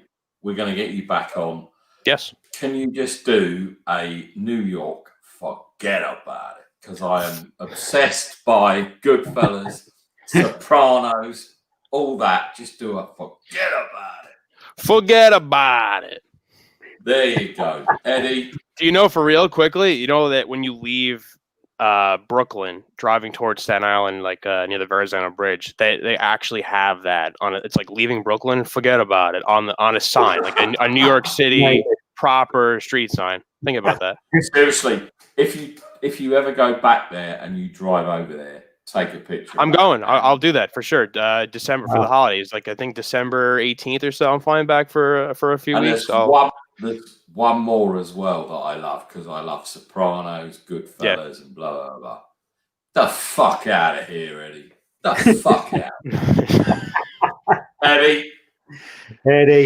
Come on. What can I say? It's been great. Forget about it. Eddie, you're welcome anytime, man. I'll see you guys soon. Thanks again. Take care. Yeah, Eddie. Take care, buddy. There you go. The spaghetti got in. Amazing. The fuck out of here and forget about it. I am going to go and watch Goodfellas. just And for I that, or Sopranos or some shit. Right. the director's cut. Mark, talk to me. Right, we're both Niners fans, and there's just us here now. Go on then. And my dog is losing her shit, and I'm just gonna. Hopefully, you I'm can't. a 49ers fan at the moment, yeah. Right. Let's seriously. Let's talk Niners. Okay. No bullshit. We can be homers. That's fine. I don't care. What the fuck happened last week? So, what would you say was the point where you were like, what's going on? Well, so several thoughts, yeah. So, what happened the week before? Yeah, did we rush Jimmy back? Was he ready? absolutely? Okay. No, So, I don't think. So, and obviously Shanahan realised that and benched him quite quickly. So yeah, we can, like I say, it's quite easy to play the quarterback. Now, with that benching, okay. Yeah. You're going with what Shanahan said. I don't know if Jimmy's come out right, yeah. But one of those interceptions was tipped. I'm not sure if it was the first or the second one where was it Ayuk he overthrew or was it? Yeah. So when you watch it, he's and it's and that was miles out. Okay, so I don't know, mate. You know, I want to believe, Kyle, that they had this conversation and it was all rat shit and fuck it, we got to get rid of you. But why was he going? Why was he a go in the first place? Panic. Because if you think about, I accept that. But Kyle said, I watched him all week. I watched him on Wednesday. I watched him in pre-game, and it was fine. You can't tell me that he was fine all through that, and then all of a sudden we get the ball and he can't move. And he was he was playing on one leg and one arm. Yeah. Right. So there's a lot of smoke screens going on there, yeah. And I believe the smoke screens in a sense. So he would not come out and say he's not playing well, he's not practicing well, you know, oh, he's got a problem with his ankle, etc. He believed that the week before was just, and I can't quite work out which was a poor show, but it was pretty bad. Yeah, I know, and most 49ers fans were up in arms and how in the hell did we lose that game? What's going on? Interception, you know, and then he benched the quarterback. I'm still here, by the way, Mark. I just need to go and kill my dog, so I will be back. Carry on. No, so if you're looking at that and you think, right, okay, so what do we need to do? We need to come across and say we've got our best team out, yeah. So us as I suppose fans, we're thinking Jimmy's back, yeah.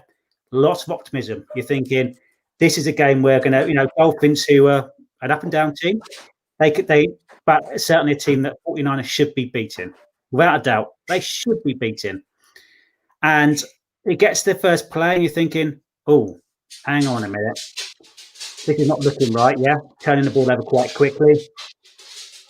And then, again, defense, well, no, actually, the offensive line, for me, wasn't protecting the quarterback either. And the last two games wasn't protecting it. We talked about, you know, Trent Williams, you know, he himself admitted he didn't have the best game the week before, yeah.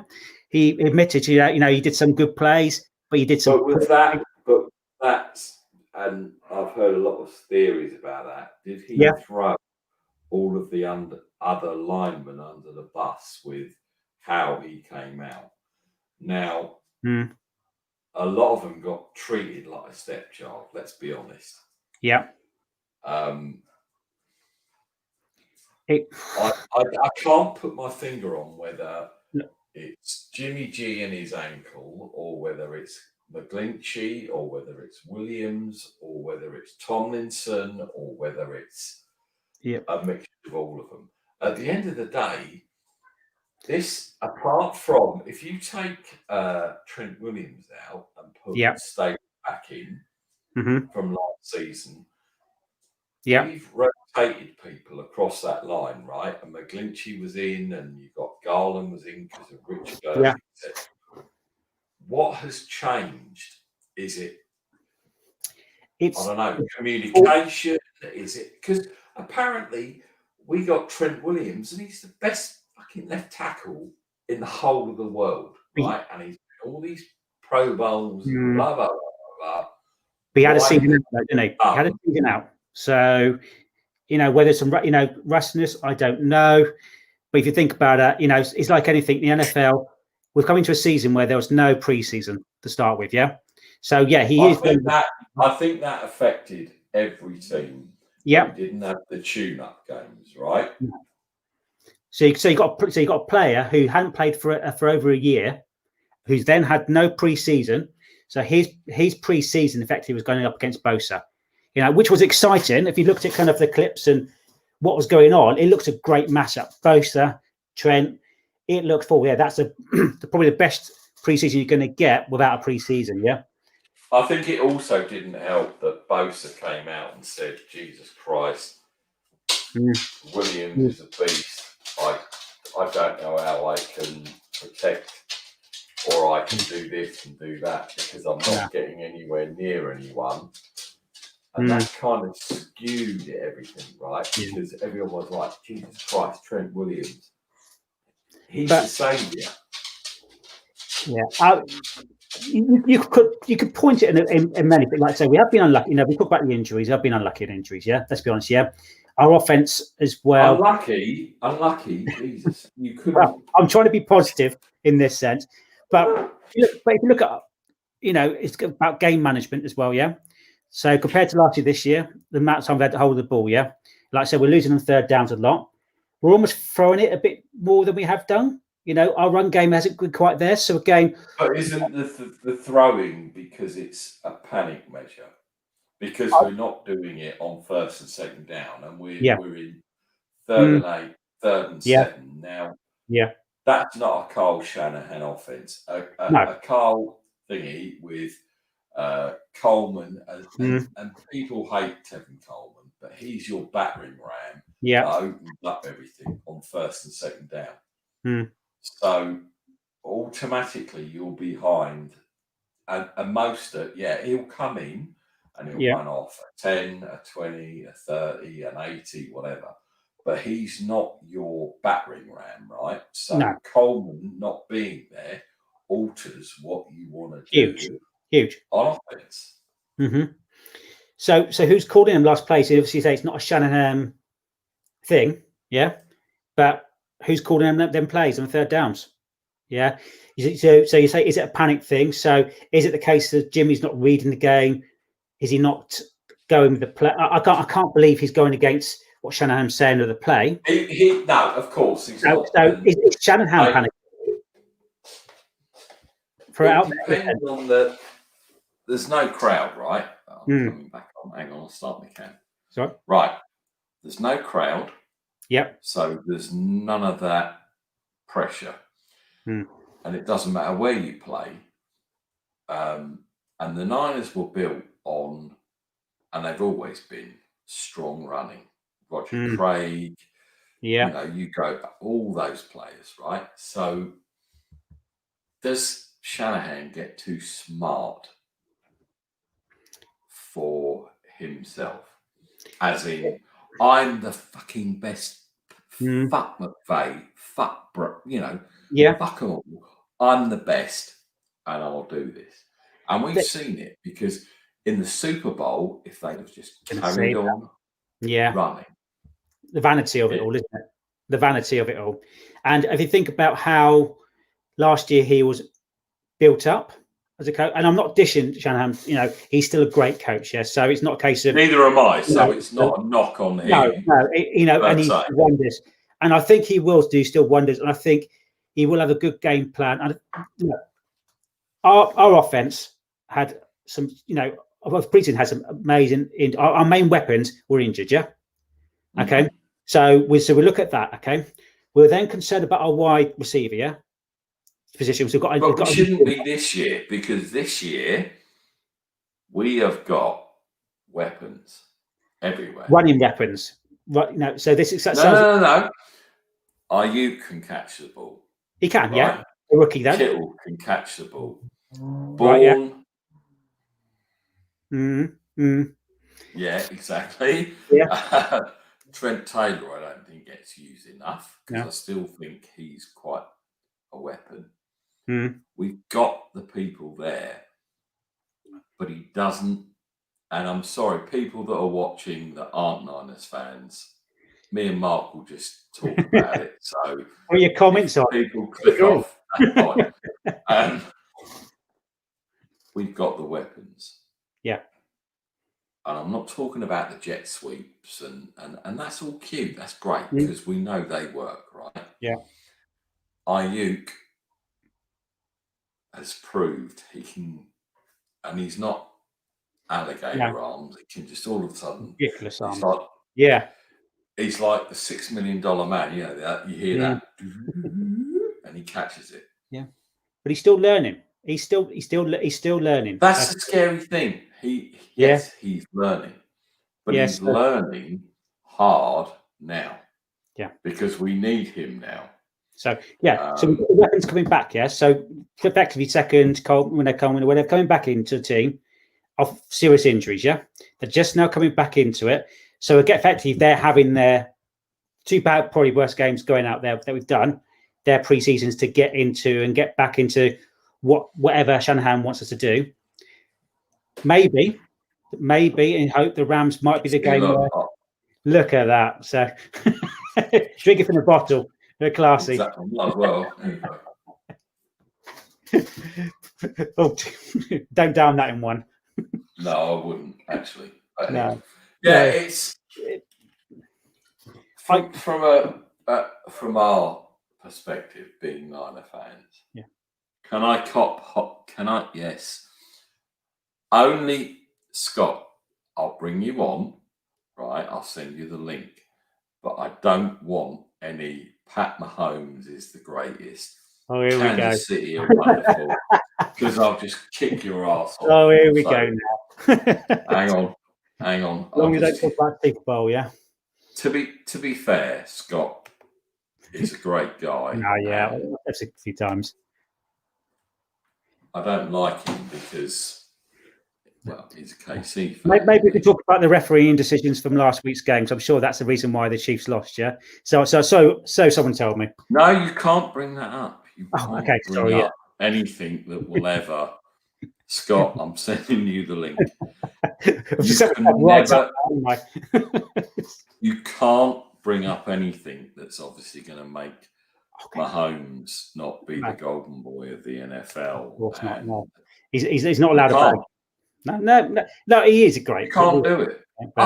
He is, but you know, we saw the meltdown last year, but Bosa was being hailed, and I'm sure some of their players were being held, but no one saw it until it was 4th and fucking miles. Bosa had a game of his life, and that's what we did. Bosa was like, bam. Scott, I've sent you the link. Scott, I've sent you the link, but I promise you, if you start, here he is, look, he's coming, he's backstage. Scott, I'm telling you now, and I can see you backstage, I can see you smiling. This isn't, right, this is a Niners loving now, because everyone else has gone. Yeah, exactly. Scott, hang on, I'll bring you in. There you go, Scott. How you doing, mate? You're right. Shank Club after dark, eh?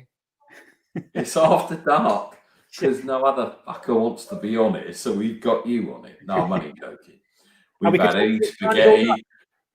It's been a great show, to be fair, and the viewers haven't been a lot, but that doesn't matter because when we do this kind of stuff, whether we do a watch party, whether we do this after dark, or we do the 2:30 show, we're not bothered about people tuning in because me and Pete, with lockdown and COVID and stuff, we were like, we're going to kill someone if we don't do something. And I said, like, fuck it, let's do NFL. We'll get, because we've always gone to the like international games, and there's like 6 or 7 of us. The other 5 won't come on because they don't want to be in this, and that's fine. And we were like, what are we going to do that's going to stop us wanting to be mentally fucked, if you like, during COVID? And we thought, you know what, we'll do the Shank Club NFL. That's the name of what we came up with everyone in our group. And, you know, we're on Twitter. We got over 300 followers. We don't care if we get 3, and to be honest, and I've been watching how many viewers have come on, and we've had like 0 and 1, but I don't care. The fact is, we got Mark on, we got Scott on, we had Coach Jeff, we've had Eddie Spaghetti. I'm hoping to get Dave Damashek on. I'm hoping to get Eric Davis on. We've had I can't forget his name, with his 2 Super Bowl rings. We don't care if no fucker watches it. We don't care, because we just want to come on and just talk football. And with the greatest respect, Scott couldn't come on earlier and blah, blah, blah, but he just sent me a message. I want to come on and talk. So, Scott, nothing about the Chiefs unless you want to talk about that loss last week. I'm not. Let's The go. ref's fault.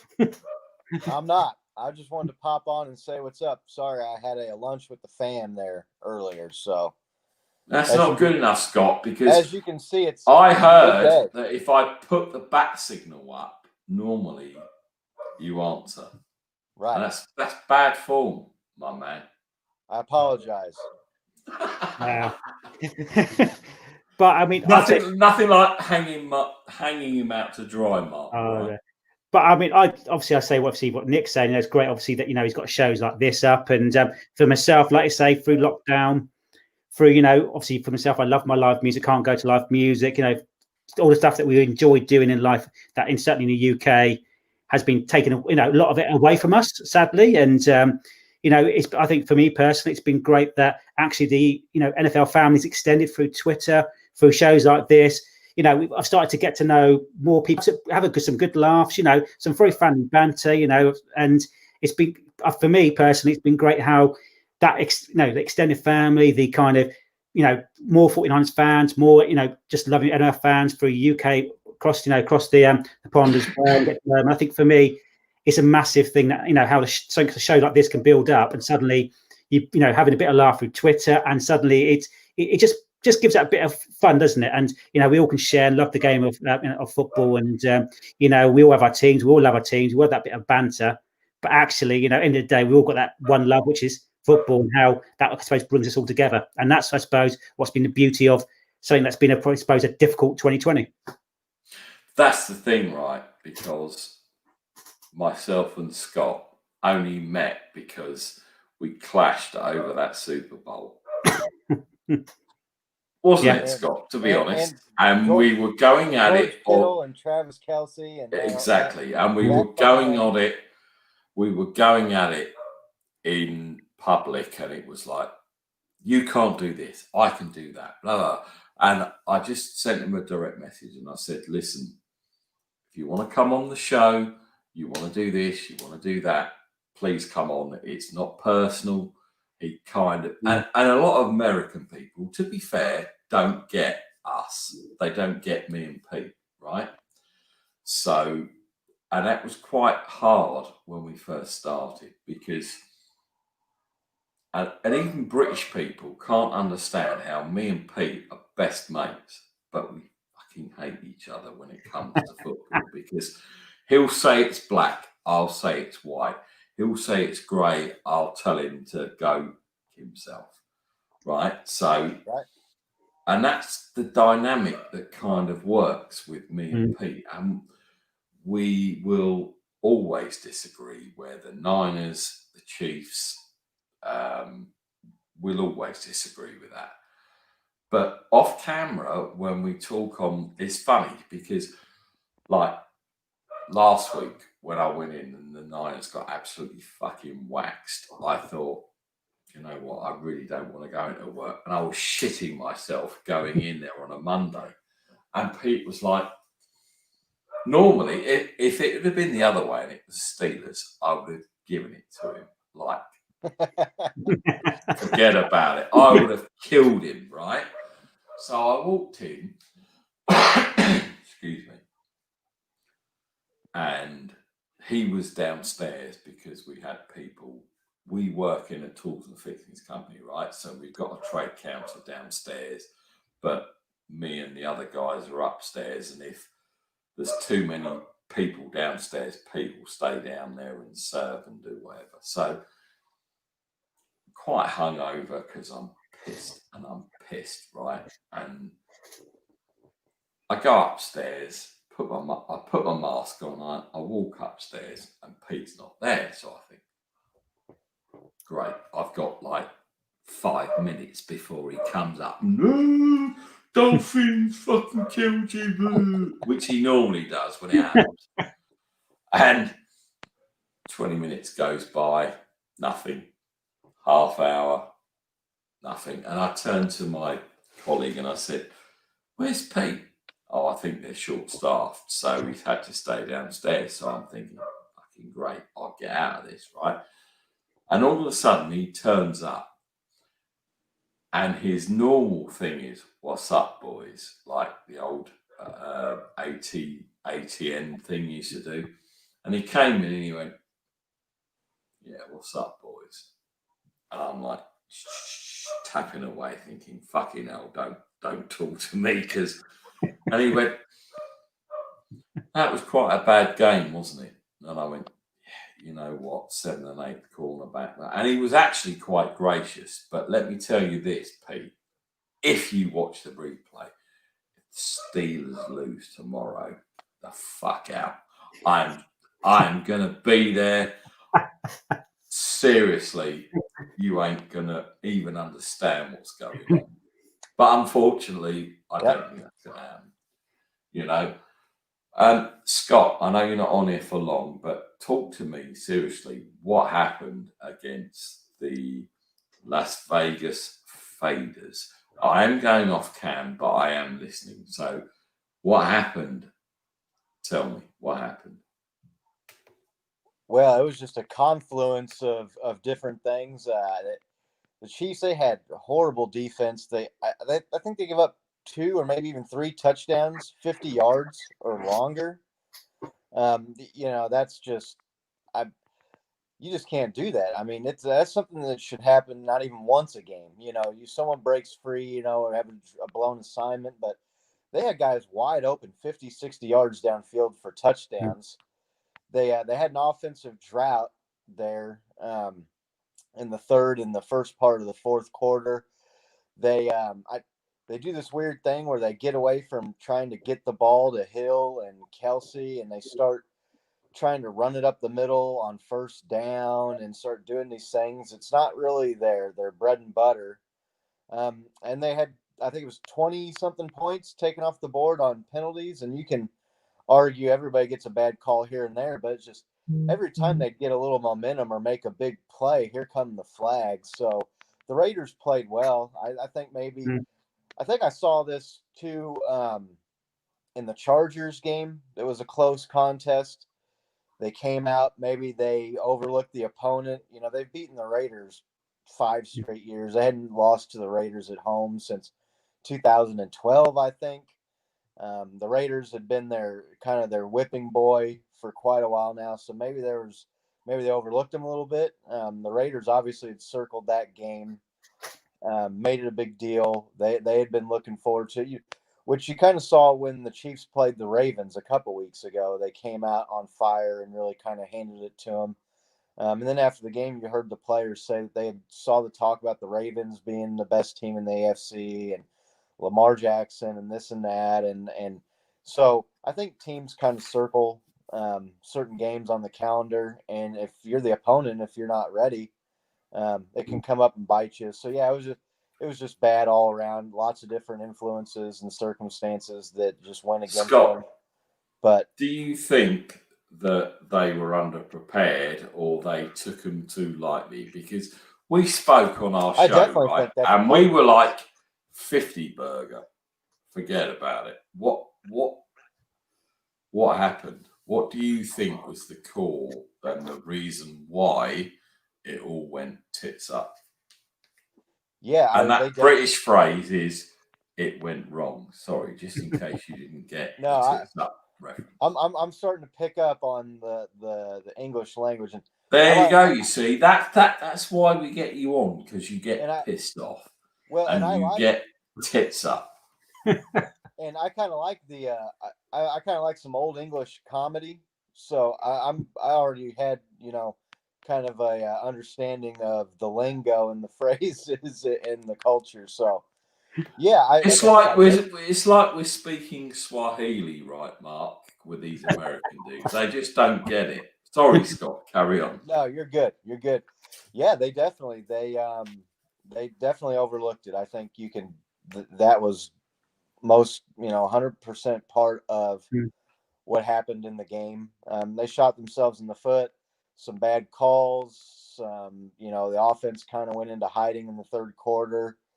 But all that said, they still were one stop away at the end of the game from getting the ball back with a chance to go down and tie it and send it to overtime. So I feel I'm not going to say I feel sorry for the Bills this coming Monday, but I think the Beehive got rattled a little bit there this week with the Raiders game, and I think you're going to see probably a performance similar to the Ravens game from a couple weeks ago, where they come out and they look really good. That was coming off of the performance against the Chargers, where they squeaked one out and didn't really look like themselves. Didn't look like they took the game maybe as seriously, or the opponent as seriously as they should have.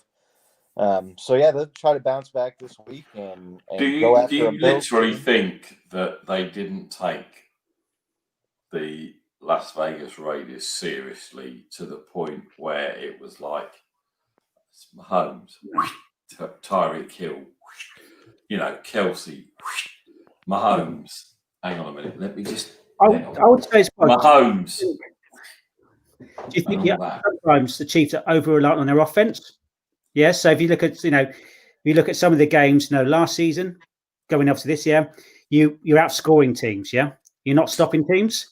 And if Mahomes has a slight off day, or any of your wide receivers slight off day, suddenly you're in a little bit of trouble. And suddenly, like the Raiders game, for example, if they're not on, Mahomes, for example, is not on song, which not 9 times out of 10 he normally is, but there is the odd game is.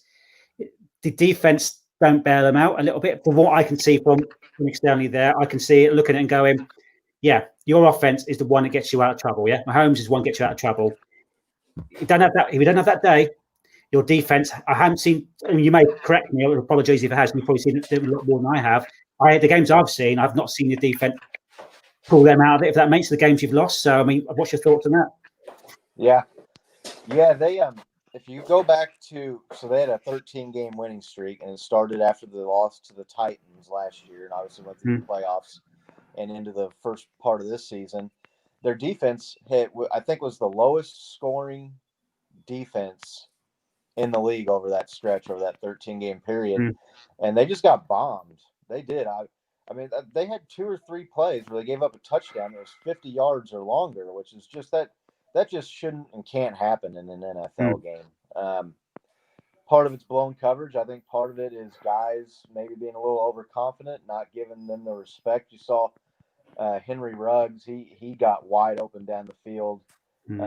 He got right past Tyrann Mathieu, who's been a terrific player since he's come That in. was actually quite a shock in that game, right? Seeing that, where Honey Badger is Honey Badger, and all of a sudden, Ruggs has just gone bang. Yeah. Yeah. Well, and Ruggs he's kind of the Chiefs' version of Tyreek Hill. I'm not saying he's as good or he'll be as good as Tyreek Hill, but he's got that speed. And if he gets behind you, if he just gets that half a step on you, you're not going to catch up to him. Yeah, but let's not forget, right, that you say that about Ruggs, but this is Derek Carr, okay? This is Derek Carr that is throwing the ball to him. It Well, isn't I mean, Mahomes. Danny And- Carr could have thrown that touchdown pass. He was wide open. There wasn't Yeah, a but defender do you- within do you- 10 do you- yards do you- of him. So, But do you see what I mean? yeah, I see what you mean for sure. So, it's just one of those things where, you know, There you you're go. not going to Right. go undefeated. You're going to lose Oh, games. I And- think that's a blip. I think that's a blip for the Chargers. I hate it because I don't want Scott coming on here every week going, Charge.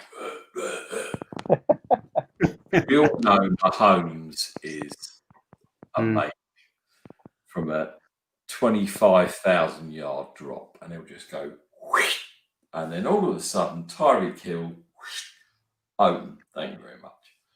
What do you think about Le'Veon Well, Bell? you saw that on the first, I think it was the first or second play of the game, was a 60-yard touchdown to Hill, and then there was a holding penalty that, you know, we're not going to get into the details of whether it's really. No, that was great because it actually wasn't a went blatant against hold, but Kansas. it's one of those things where it could be No, called. it was. Could be called, It was and it got called. blatant. So It was blatant. The Kansas City Chiefs always hold, but it never gets called. well, that's every What do team in the NFL if you watch football. What do you think about the signing of Le'Veon Bell? I think, I mean, it couldn't hurt. I think it's all positive. If he comes in and he's not good, or he's a troublemaker, or he causes problems, they'll just get rid of him. I mean, they really don't have any financial obligation to him. But is it going to diminish from your running game that you've got with your guy at the moment? The running game hasn't been all that spectacular this year, especially not in between the tackles, in the trench running. You know, Hilaire has been good when they can get him on the edge and throw him some screen passes and things of that nature, but they have not had success, especially short yardage. You know, 3rd and 1, 3rd and 2, goal line. They've struggled. They've had to pass the ball, or they've had to, try to do jet sweeps or try to toss it, power tosses. So I think he's a player that it's really tough to tell because he sat out a year, and then he went to the Jets, which is he went from one of the best situations you could have with the Steelers in that running game and that line and that system, to not playing for a year and then going to the Jets and Adam Gase, who is just, he's part of the Peyton Manning Millionaires Club.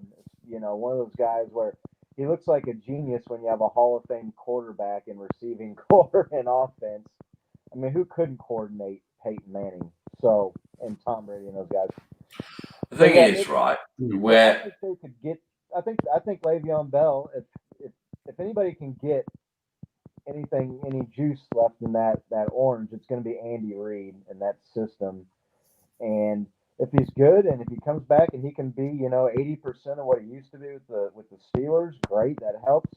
If he's not that good, they still have the rookie, and they still got their other offensive weapons, and they he's maybe a decoy or an ancillary piece. And if he starts the drama and the nonsense, they'll just get rid of him because they don't really owe him any money. They didn't really need him. It's kind of a luxury pickup if you look at it from that perspective. thing that amazes me, right, and my co-presenter Pete, who's not here tonight, he put a tweet out or he WhatsApped me or whatever. It's amazing how the mighty have fallen with AB and with Le'Veon Bell. Okay, so I kind of looked at it, and AB, I think he's just a bit. He needs help, right?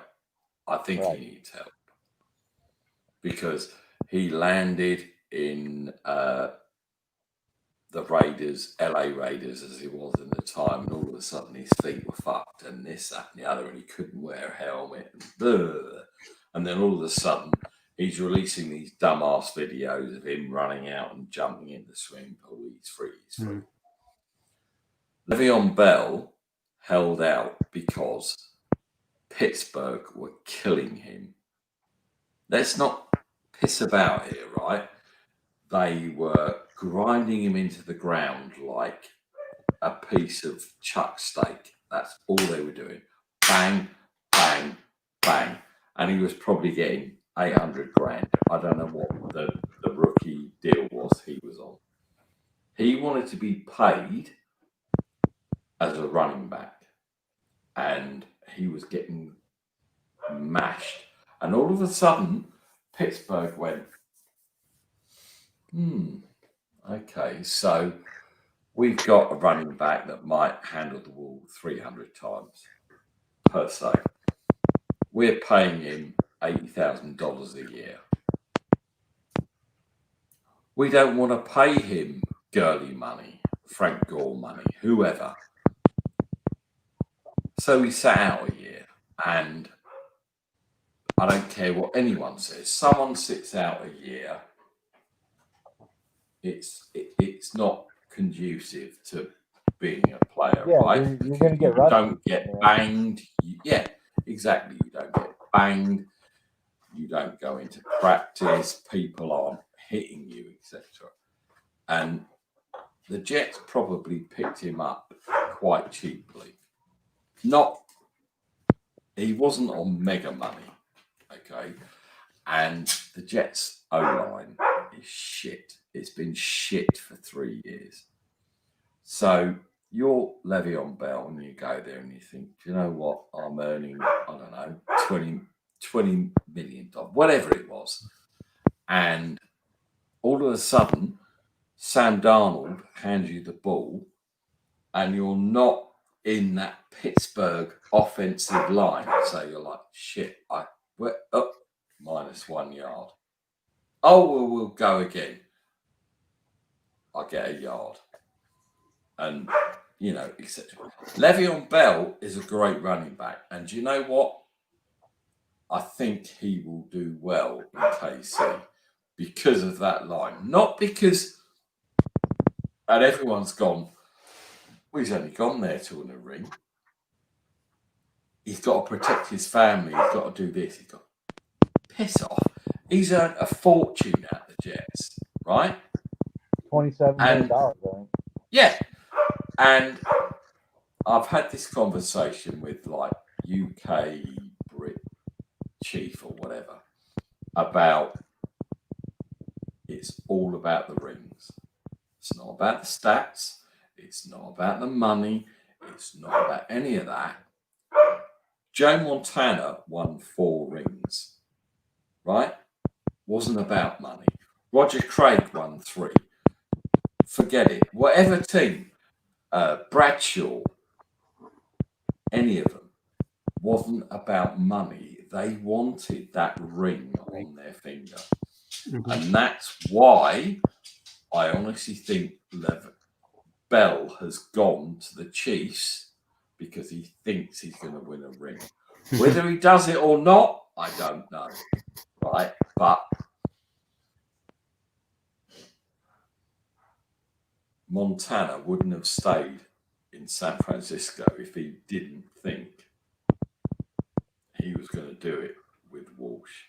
And the same with whoever, wherever. Bradshaw. I mean, Bradshaw and I can't think of his coach's name. He wanted him out of Pittsburgh. He wanted him out. And all of a sudden, something clicked and they won 4. Because he knew that that's where he wanted to be. And I don't think people get into KC at the moment because they see it all. Will it all happen again? It's a belief in the I coach. don't know. Mark, what do you think that KC will repeat? But bearing in mind how hard it is to A, get to it, and B, actually do it. They're as always, they're the team to beat. Yeah. When you're the champions, I think the difference from this season to last season is that when you've got that kind of champions, you are the Super Bowl holders. Yeah. everyone wants to beat you. Yeah, they up their game that little bit more. Everyone who's So- in their regular season will mark Go for 'em. KC as do it. And that's for me is where, you know, and we talked about the game obviously last week in that the Raiders, they up their game. Yeah, the Raiders, I've not seen the Raiders play like that this season. They okay? should never ever have beaten KC. They shouldn't. They- If you look at they all the form the players have got, yeah, no disrespect to the Raiders fans, etc. That No, should be- please disrespect the Raiders. It's Well, hard. I'm trying to be very kind of diplomatic here, but in a Yeah, sense, well, no, I won't. So No, you okay. go for it. but in a sense, You don't have to do that. that should have been a loss. Okay, and it's also very easy to blame the refs, yeah, you know, and the bad calls, decisions. That for me, that's always an emotional reaction to a game. Okay, because you're at the time you think that's never, you know, that was never holding, that's never pass interference. You know, you've got all that emotion rammed in that game. No way that game should have been a loss, but you can guarantee that I don't think that'll be the last game the Chiefs will lose. Yeah, they won't lose many, but I think there'll be one or two teams that will really have one of those days where they're so hyped that they will just do it. So, but will the Chiefs win it again? At the moment, I can't see anyone other than the Chiefs really looking at their team, their offense, and what they're recruiting and how they're recruited and how they've also kept their players. You look at that, there's some of the contracts that them players have signed as well, yeah? It's unbelievable, you know, that Holmes contract, okay, he shot it well.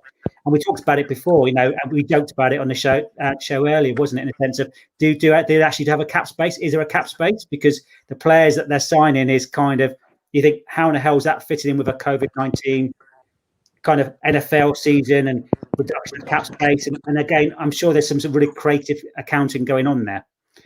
But I can't, yeah, as much as it hurts me, yeah, I think the Chiefs could do it. That they could be the 49ers of the 80s, yeah. I think they could be the Pats of the 90s and the 2000s, yeah. They are that good. And they've got such the beauty for them, they've got such a young, intelligent quarterback who doesn't play football the football way. You know, happy from outside the pocket. You know, I call it the new style football quarterback, isn't it? Where they play a lot more so outside the pocket. They're happy to run the ball. They're strong.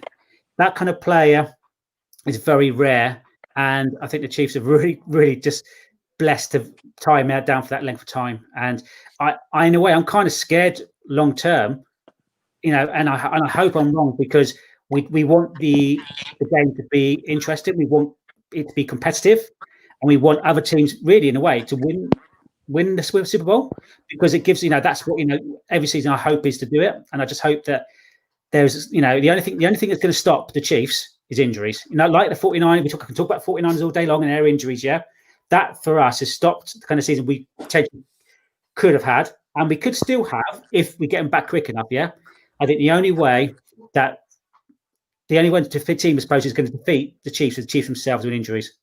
And that's my belief. But I don't know. I mean, picking up on what you said about the Niners, and we've had conversations in DM on Twitter that we weren't going to lose. We weren't. We're coming into this season, and who gives a shit? We don't care. We don't care about the Rams. We don't care about the Chiefs. We don't care about the Ravens. Pick whoever you want. And all of a sudden, week one comes around and everyone's dropped. Everyone. And our season's done.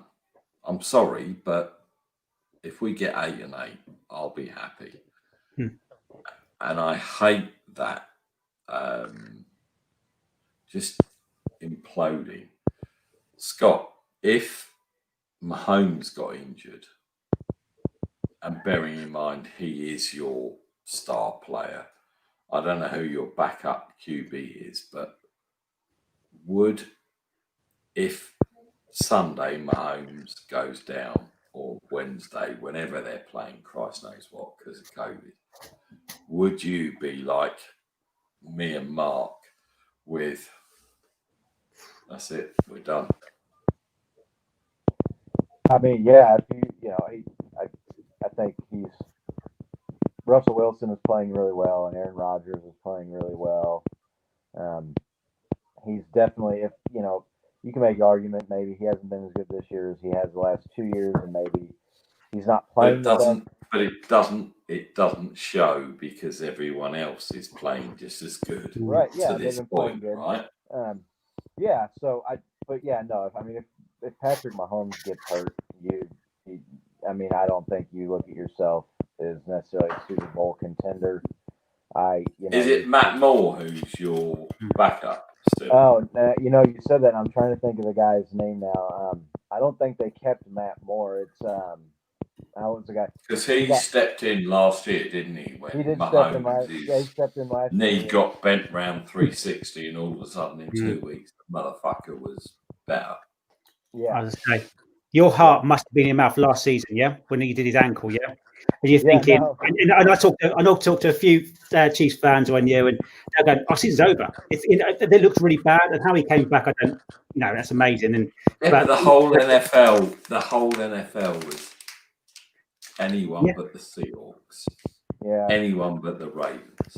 Well, and you guys know you've got your players on your team, but when a player gets hurt and they're laying there, and you can see that it's one of your guys because you can see like it's your colored jersey, but there's guys on top of them. Like your heart always skips a beat until you see like the number, and you can see who it is, and you're always hoping.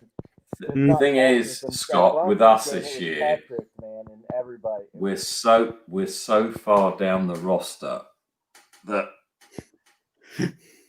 we don't even know who the fuck's coming up on cornerback or linebacker, whoever. And we can't. You get Mostert back, right? I was at Bosa. Both were injured. Bosa for me. I was like, oh, we're in some trouble there. And then suddenly you had Kittle who had some of the injury, thinking, whoa, these are the two players for me. Mark, the thing is, right? So we're like, we're fine. We've lost Bosa. We've lost Kittle for a few weeks. We've lost this, that, and the other. Jordan Reed was playing well. This, that, and the other. And then they go down. And then Sherman's not coming back. And then Witherspoon goes down. And you know who, and this, and that, and the other. And everyone's like, the Niners, they're shit, blah, blah. Look at what we are trying to play with. It's no excuse because people that make the practice squad or, the 53 have got to step up. Whether they're good or not, who the fuck knows? Because no one's done, any play. It's like Mahomes gets injured. The second play in Matt Moore gets injured. And you've got a third quarterback, Joe Bloggs. He comes in and he stinks the place up. No one's going to be, Mahomes shouldn't have got injured. Matt Moore, the second block. Joe Bloggs was shit. And people don't get Mullins, isn't it? That scenario. He got benched because of it for that game. But Mullins is our second quarterback. Yeah. Forget CJ. Forget him. He's a bum. He's a bum. But so you saw the uproar, though, didn't you? The uproar. If you look at the uproar and what happened, and Ben, and suddenly he's like, no, he's completely gone. It's not a case of he had two. Mate, seriously, right? Everybody was like, Garoppolo is out for a couple of weeks. Mullen comes in and he lights up the Jets. Sorry, Giants, right? Giants. And everyone, not me, because I understand what is going on, right? So Mullins lights up the Giants. And then it's like, we're all right now because our QB number one's coming back. So we're fine. It's fine. We've got all these receivers coming back. And then all of a sudden, the defense gets fucked because people go out. So you're kind of like, yeah, but it's fine because Jimmy G's coming back and he can light this. He can light it up. It's not a problem. Kind of like Mahomes, right, Scott? he is our Mahomes to a very less extent. He's that kind of player, you know. He's a good player. I mean, he's everything is like shit. It's CJ Beathard, fuck it, throw in the towel. It's Mullins, well, he might, and all of a sudden he lit them up. So it's like all of a sudden there's a QB controversy in San Francisco. Yeah, no. Because Mullins, and everyone's like, Jimmy G ain't coming back. Fuck it, it's Mullins, he's the one, blah, blah, blah. And I sat there and watched that Mullins first half. And he threw it to someone that wasn't there. Yeah. And you kind of like, why are we suffering this? Yeah, exactly. And then it's like CJ's coming in and he's the fucking hero because in garbage time, he's throwing all these balls all over the place and receive. They're playing prevent defense. Who gives a shit? The game's gone. Fuck it, we give up 14 points. Who cares? And now all of a sudden, CJ Beathard, the man. Jimmy G is nothing. It's all CJ. Fuck. Yeah. No. No, the most popular. And then player all of a is sudden, always the funny backup enough, quarterback, right? Because he doesn't get to go out and play and show you how bad he is.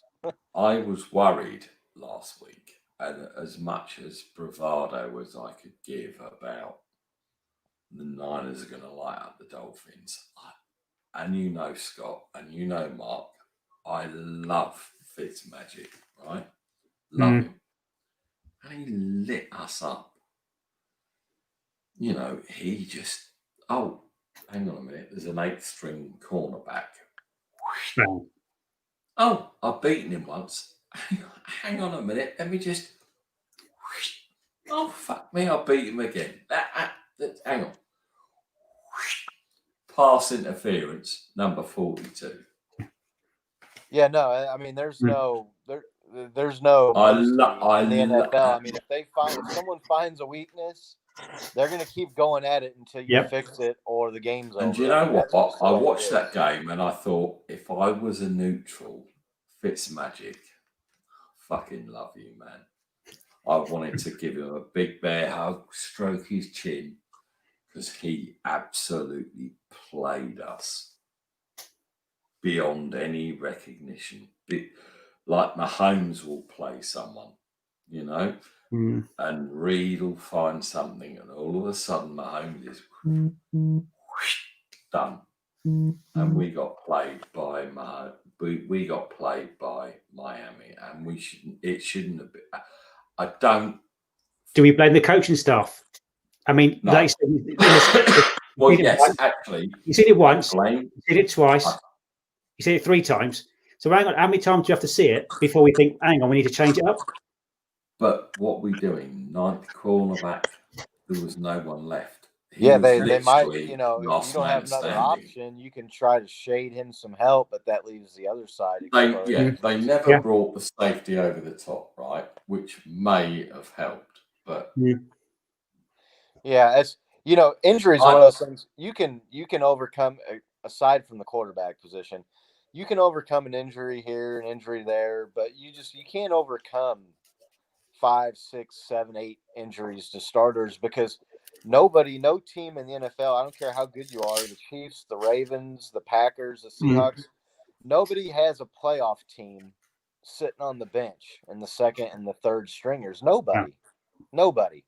So, I mean, I'm sure people say they don't me want and Mark injuries as an excuse, but at some point, it's just you just don't have enough players to No, feel and there's a stat. I think something we're leading. There's a stat I think we saw that I think we are one of the. I think the top teams with the most injuries for our. Yeah, you know, I think 14. There's no one else that's got more. There isn't. And you know, and you can't do it. I don't care what sport you play. Yeah, you have a squad, and like I say, usually a squad is to replace the odd position for the odd couple of games. But this is yeah, this is bigger than that, I'm afraid, and it sounds like excuses, and it should be excuses. Thing is, right? Okay, Mark. If we lost Jimmy G to another injury but kept everyone else, would we be as bad as we are? And I don't think we would. No, because that goes back to the point I was saying earlier about, you play this, okay, you play more in the running game. Yeah, we've got a very much running team. So the quarterback is important, but actually you can put the game around what you got. But like I say, that's just because obviously you lost one player. If you use 3, 4, 5 players, it's a different ball game, isn't it? And then you need the magic of someone like a Mahomes to really just play completely out of this world to change it. So the quarterback, is important. But like if you look at the games, look at Green Bay, for example, last year, we didn't play the ball, did we? We ran it. So actually, all the quarterback was there for, effectively, what Jim was there for, was to. But that's why I think we win this weekend if we just get the O-line sorted and we ram it down their throats. And then go to play action and go back to old school. Because we don't have a Mahomes, we don't have a Fitzpatrick, we don't have Aaron Rodgers, and all the great throwing back. We don't have that.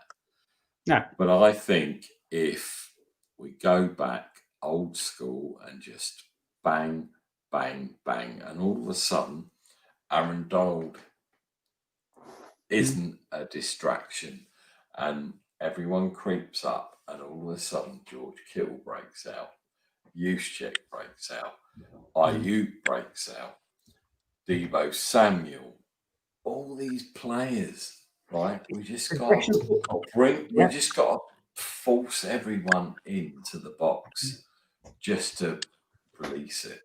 But you got, and I'm a homer. And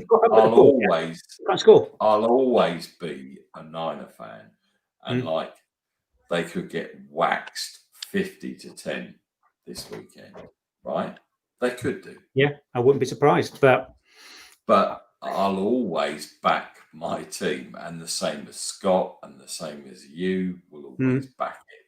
Of course, because we don't want to see the inevitable. We don't want to see the 2-4. We don't want to see the 2-3.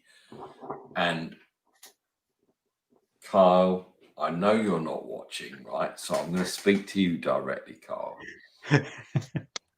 Kyle, listen to me, right? There's a lot of British fans who will get up at 1 a.m. Yeah. Me personally, I'll be up at 12:30, 1 a.m., right? It's Sunday night football. So in America, that's big shit for you. You may have a few thousand fans over here, right? But we don't want to see you fucking tank.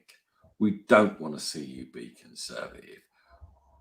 Please, please, please, for me, for Mark, for the Niner Empire UK, for whoever, knock these motherfuckers out. Just do it within an hour, and then I can have an hour's sleep or wake up. Right? Carl, I'm speaking to you. Carl, please. I know you're not listening. And I know me and Mark. Right? You guys got a lot of you guys got good players coming back. We've got to knock these motherfuckers out. We got to hit them in the mouth. Right? Just bang, bang, Mostert, Jeff Wilson, whoever, and then all of a sudden, 49ers 1st and 10.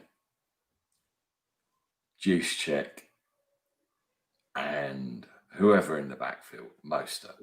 Play action, Jimmy Garoppolo, Kendrick Bourne, Blake's free.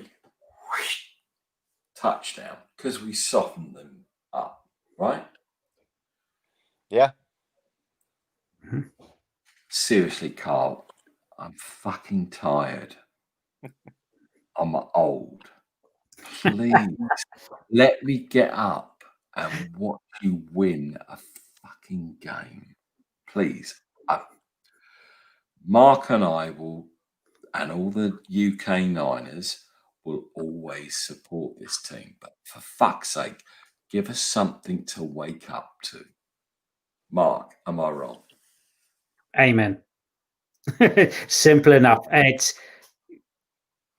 you like anything, like a football team, you support them, whatever. Yeah, we live in hope. We always live in hope. And I think in the UK, the fan base is in every team, not just the Niners. The brace and base. Fan base, yes, is literally growing and growing and growing. Yeah, and we get up a silly o'clock in the morning to watch the Kings. We love it. Yeah, we love the game. We want to watch good football. Yeah, it's a very simple thing there, and we just hope that we don't want a one-sided game. I suppose the neutral, it's a big game.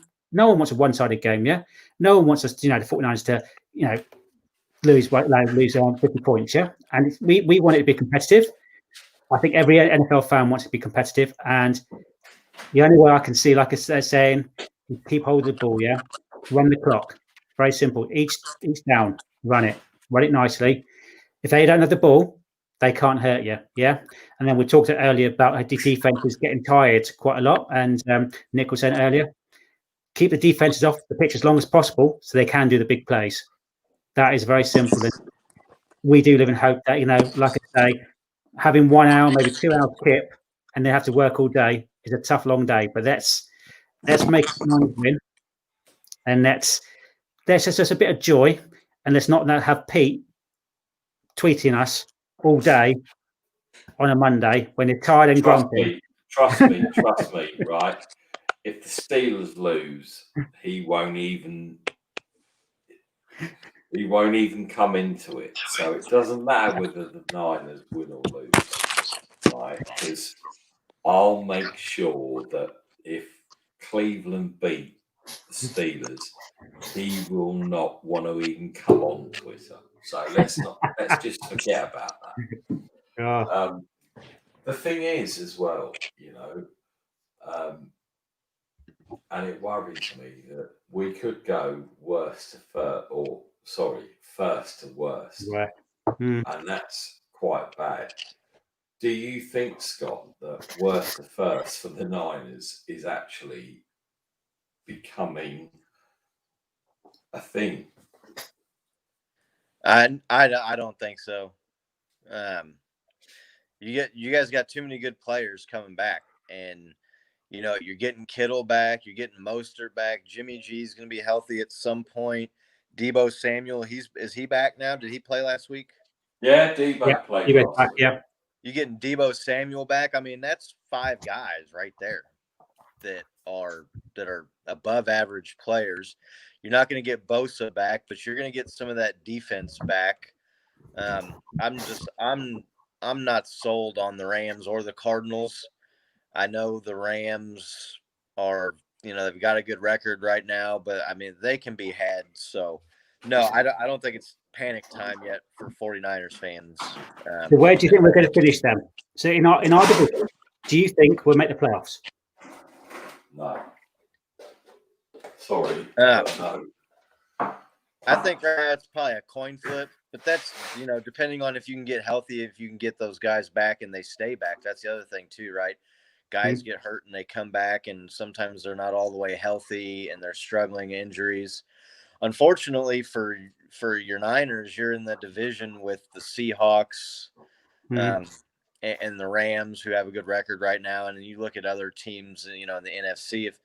If you were in the NFC East with the Cowgirls and those teams, you'd be in first place still, and you'd be looking good. So, a lot of playoff possibilities. A lot of that has to do with situation as much as skill and as much as talent. So, see, the problem I would not be panicking if I was you all right now. I would not be panicking yet. The problem I have with this year to last year, we were 8-0, right? And we were kicking the shit out of everyone. And our schedule wasn't great. It wasn't great.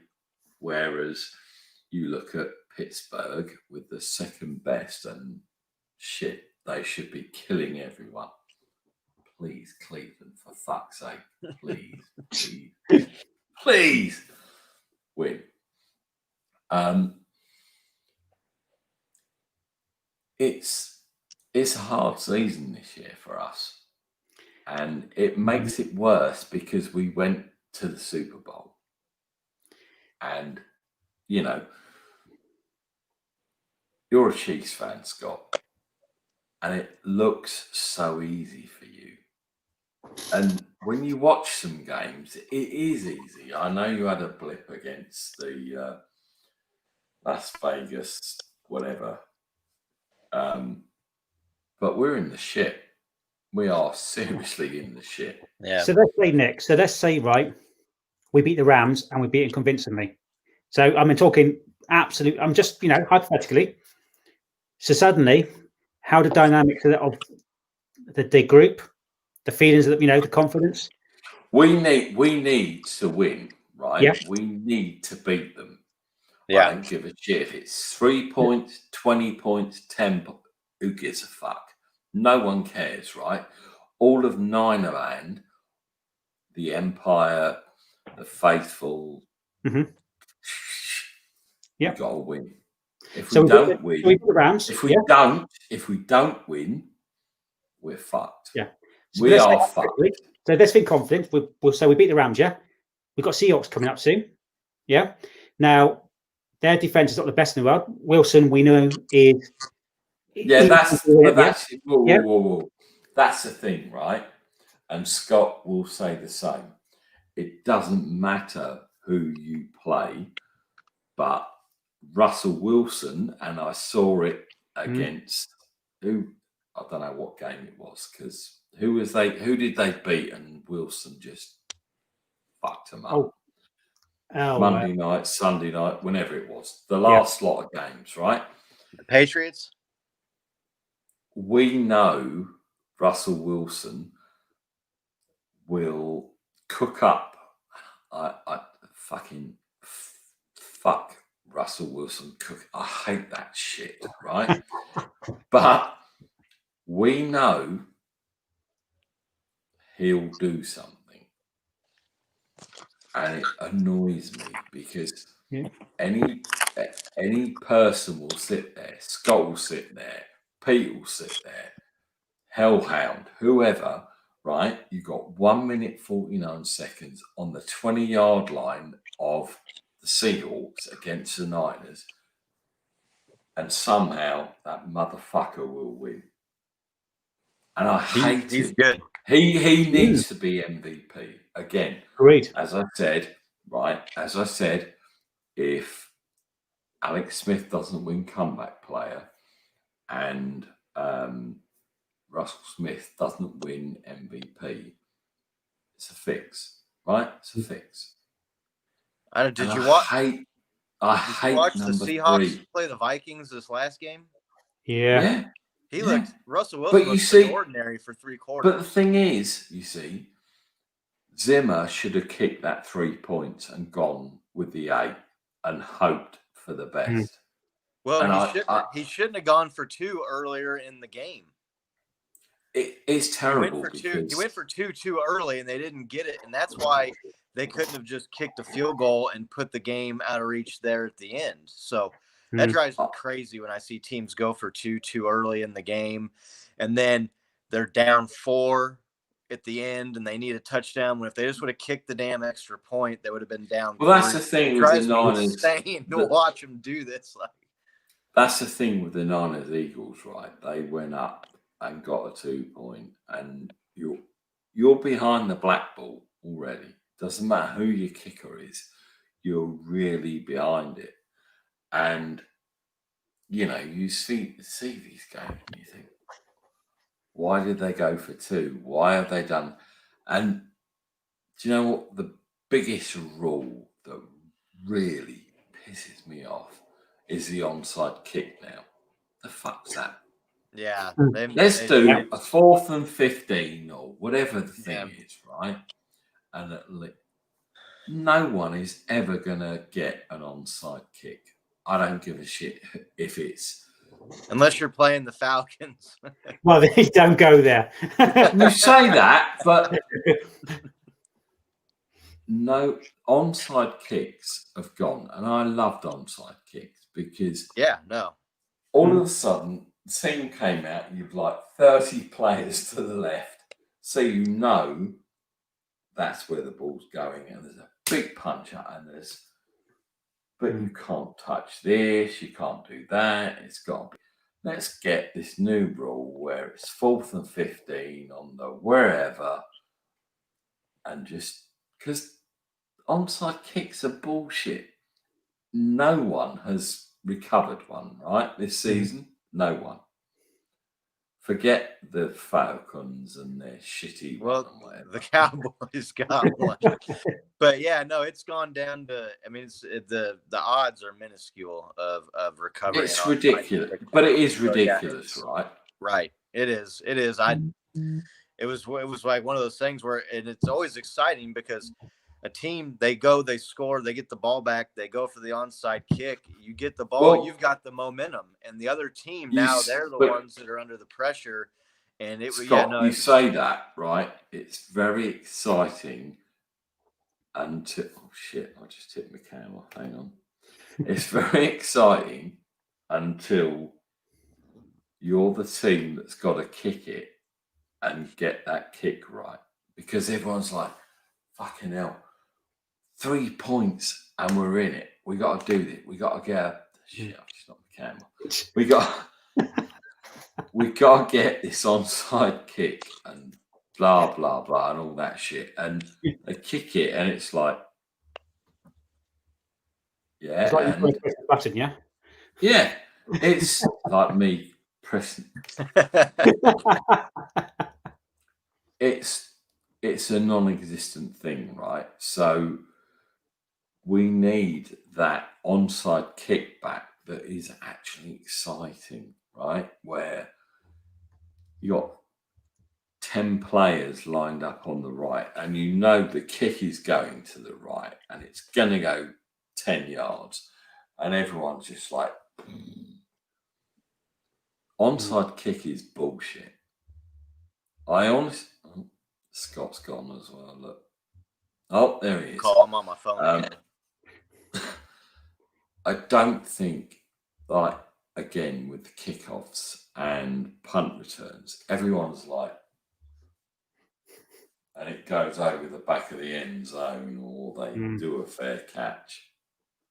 Why don't people catch the ball, run it, do whatever? And it's only me and you, Scott. Sorry, it's only me and you, Mark, so you better answer. Do you hate that shit when it's a punt? And do you hate the people that just walk out of the end zone when it's a kickoff? Yeah, well, yeah, because you want excitement, yeah. You want the run of the game, and a day, yeah. You've got to have a run back, Yeah. and you've got to have all that. But shit. they're playing safe. It's safety football, isn't it? Yeah. So basically, so what they're looking at, they're thinking, so you've got two ways of looking at it. They're playing safe, so they know they're guaranteed a certain amount of doing well. It's getting lower. It's getting lower. Yardage, yeah, guaranteed.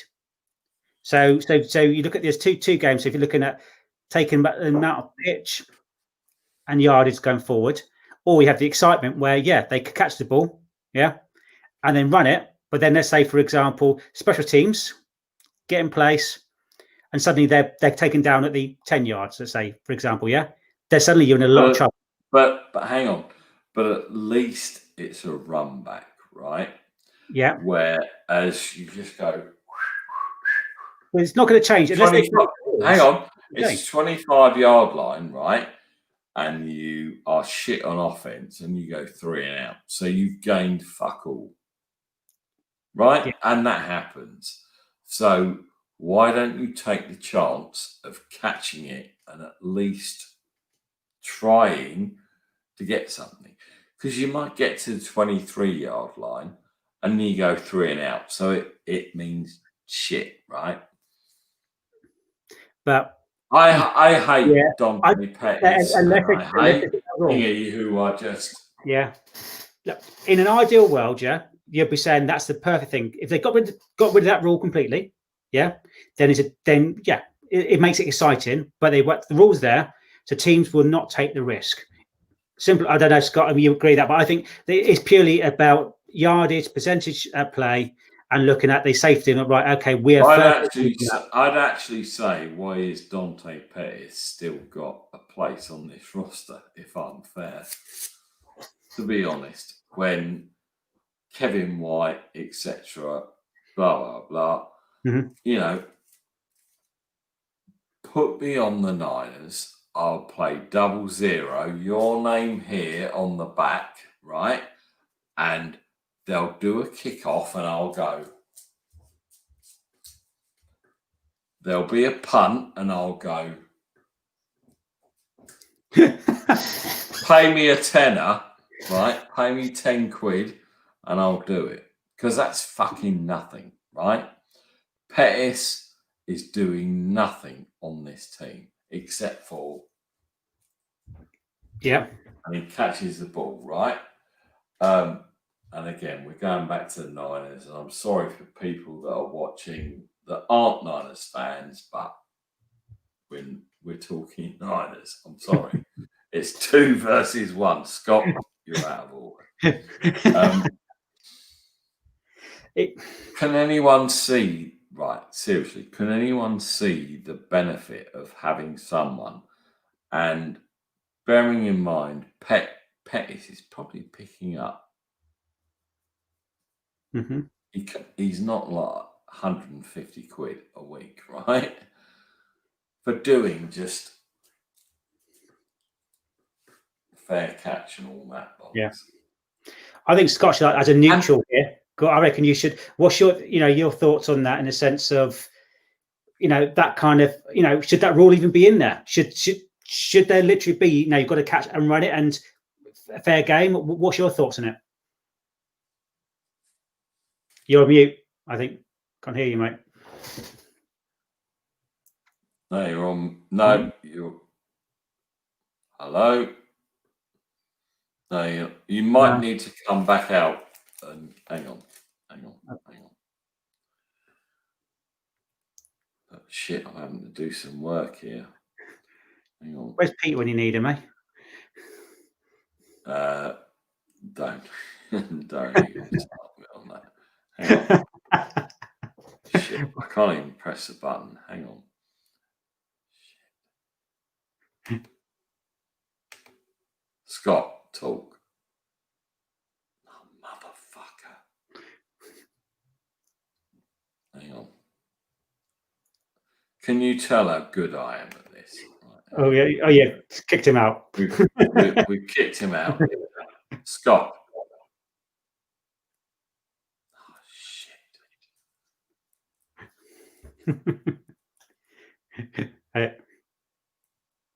Oh, Scott, come back. Go back, yeah, see if it works for him. But I mean, I think look at there's many rules in the game that you think why, yeah, and maybe just look at it in the sense of there's that one play. Thing is, Mark, we seem to have a lot of rules that go against us, and that could be said for any team. Right? Yeah. But I don't. How about now? No. Yeah, you're there back. You go. Yeah, I got a phone call there, and I think it got it probably threw us out. Connection all wonky. So yeah. Thing is, Mark, right, and Scott will say the same. I couldn't give a shit about any other team. I'm worried about me and my team, and a false start or a neutral zone infraction or a. Okay, let's go past interference. Yeah, let's go past it. Yeah. At the moment, the most frustrating rule. I mean, it's a physical game. But you look at some of them, and you. They're not. Yeah, and that's what frustrates me. Why I don't see it, and again, that to me, almost brings an unfair advantage to the defense. When you look at it, it's hardly anything. I mean, yeah, don't get me wrong. If there's a full, face Oh mask, yeah, I'm not yeah. being funny. If someone's Yeah. killing someone, you Yeah. get it, right? but And you and do again, see face masks and stuff. yeah, I mean, I know Scott. We obviously had a bit of a joke, obviously with the Raiders game, the penalties, etc., and pass interferences and all that kind of sort of things. I mean, you must fear it as well. Just gone completely different from the way it's not all about the 49ers, but most fans must be very frustrated around that pass interference, and actually, it feels so weak from what I can see. Maybe I'm wrong, but I don't know what your thoughts on that.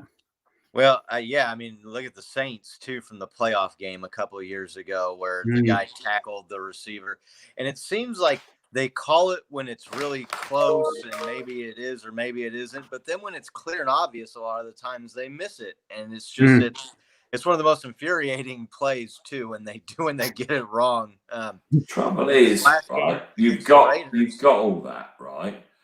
But they call it. why aren't Travis they? Kelce Why aren't bumps they into a seeing? guy, and then they don't call whatever it when Tyreek team? Hill gets tackled, and Yeah. it's one of the most aggravating rules, and it seems like they miss it more than they get it right. And they had the challenge last year where you could challenge it, and then they never overturned it. So then they just got rid of the fact where you could challenge it, and so yeah, it's definitely frustrating. I wonder how many challenges got actually won last year. I'll be intrigued to see actually how many.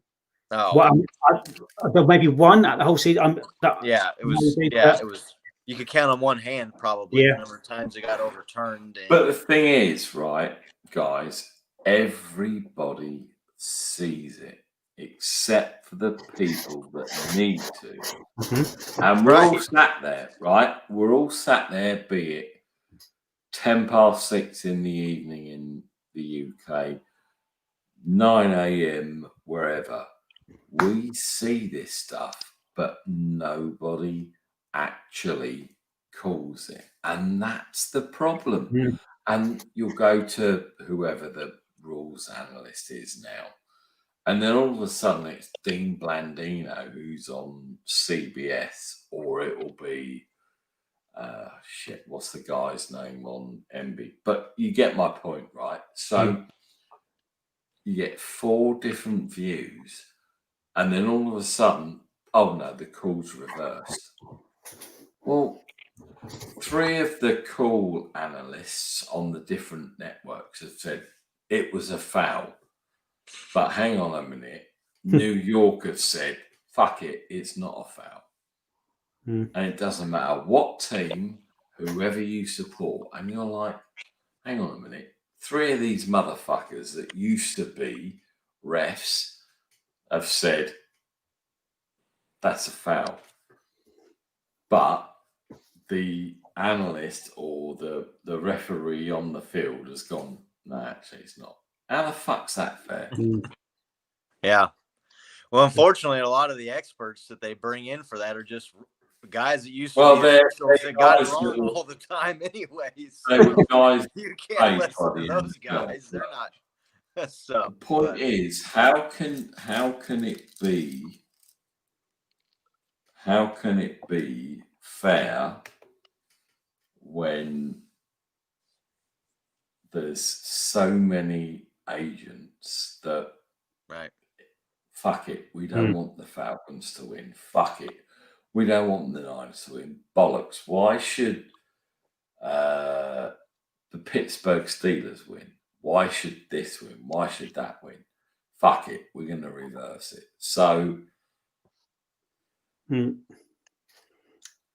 I'm being controversial probably, but I'm sure there's people that go, fuck it, we don't want the Steelers to win. Stick them, fuck it, we'll just go with it. It wasn't a pass, it wasn't a completion, it wasn't this, it was pass interference. Oh, it's the Niners. Fucking everyone loves them. Fuck it, we'll screw them. So I'll give an example. Hang on a minute. It's Patrick Mahomes, fucking golden boy. Hang on a minute, we'll fuck him over. So do you think it goes on with that? Do you think that happens? And we've all seen plays where we've gone pass interference, offensive, holding, this, that, the other. And then we're like, What about The the Jets fuck game? out. Yeah, and the roughness on. We took roughness on the quarterback. Yeah, how many times did Garoppolo get hit? And nothing was I've seen called.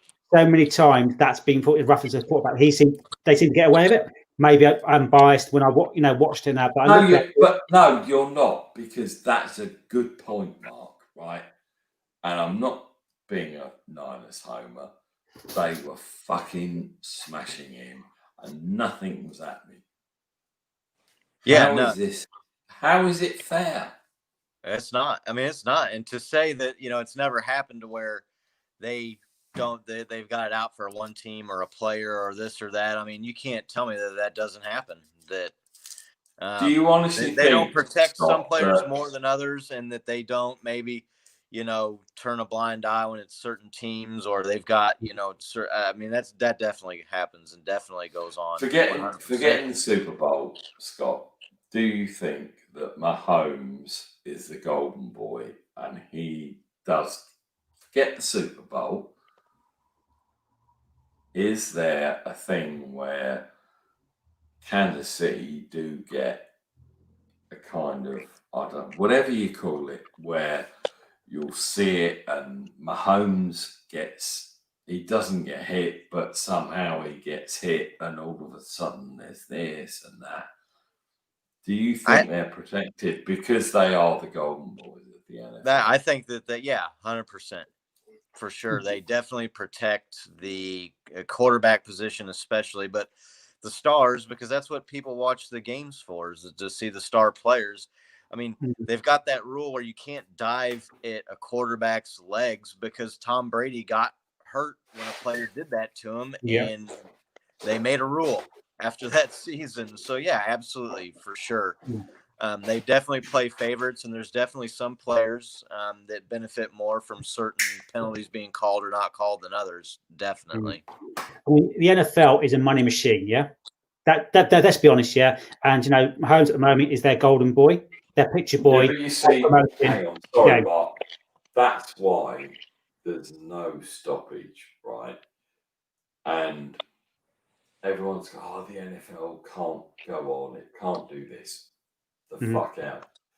It's a money-making machine, and this season will go ahead, whatever. Forget it. Don't think that all of a sudden the NFL are going to go, COVID. They cannot. They cannot. I mean, it's I think it's a $14 billion a year business, something like that. I mean, yeah, no, it's. I think, and you saw it with some of the other sports, NBA and baseball. They shut it down and they lost half the season, and then they had this quasi weird playoff format. You didn't see any of that with the NFL because there's just too much money involved in it to do that. Problem is with the NFL, right? Against the NBA and all this lot, the NFL will go, there's 300 gazillion quid or dollars, sorry, and half of it is advertised revenue. So NBC and I don't know, all these shows that are going on, and Bridgestone and whoever are like, yeah, well, we know the season's going on, so we'll just pump all this money in. Do you think Bridgestone will go, well, actually, we gave you $300 million, but you can't play the game and you're not playing our videos. We want our money back, NFL.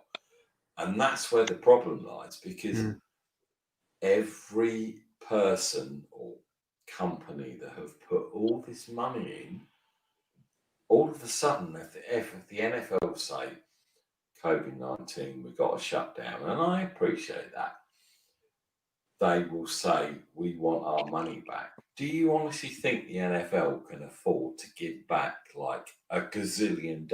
Of course they can't. And that's why the NFL must complete this season. Yeah.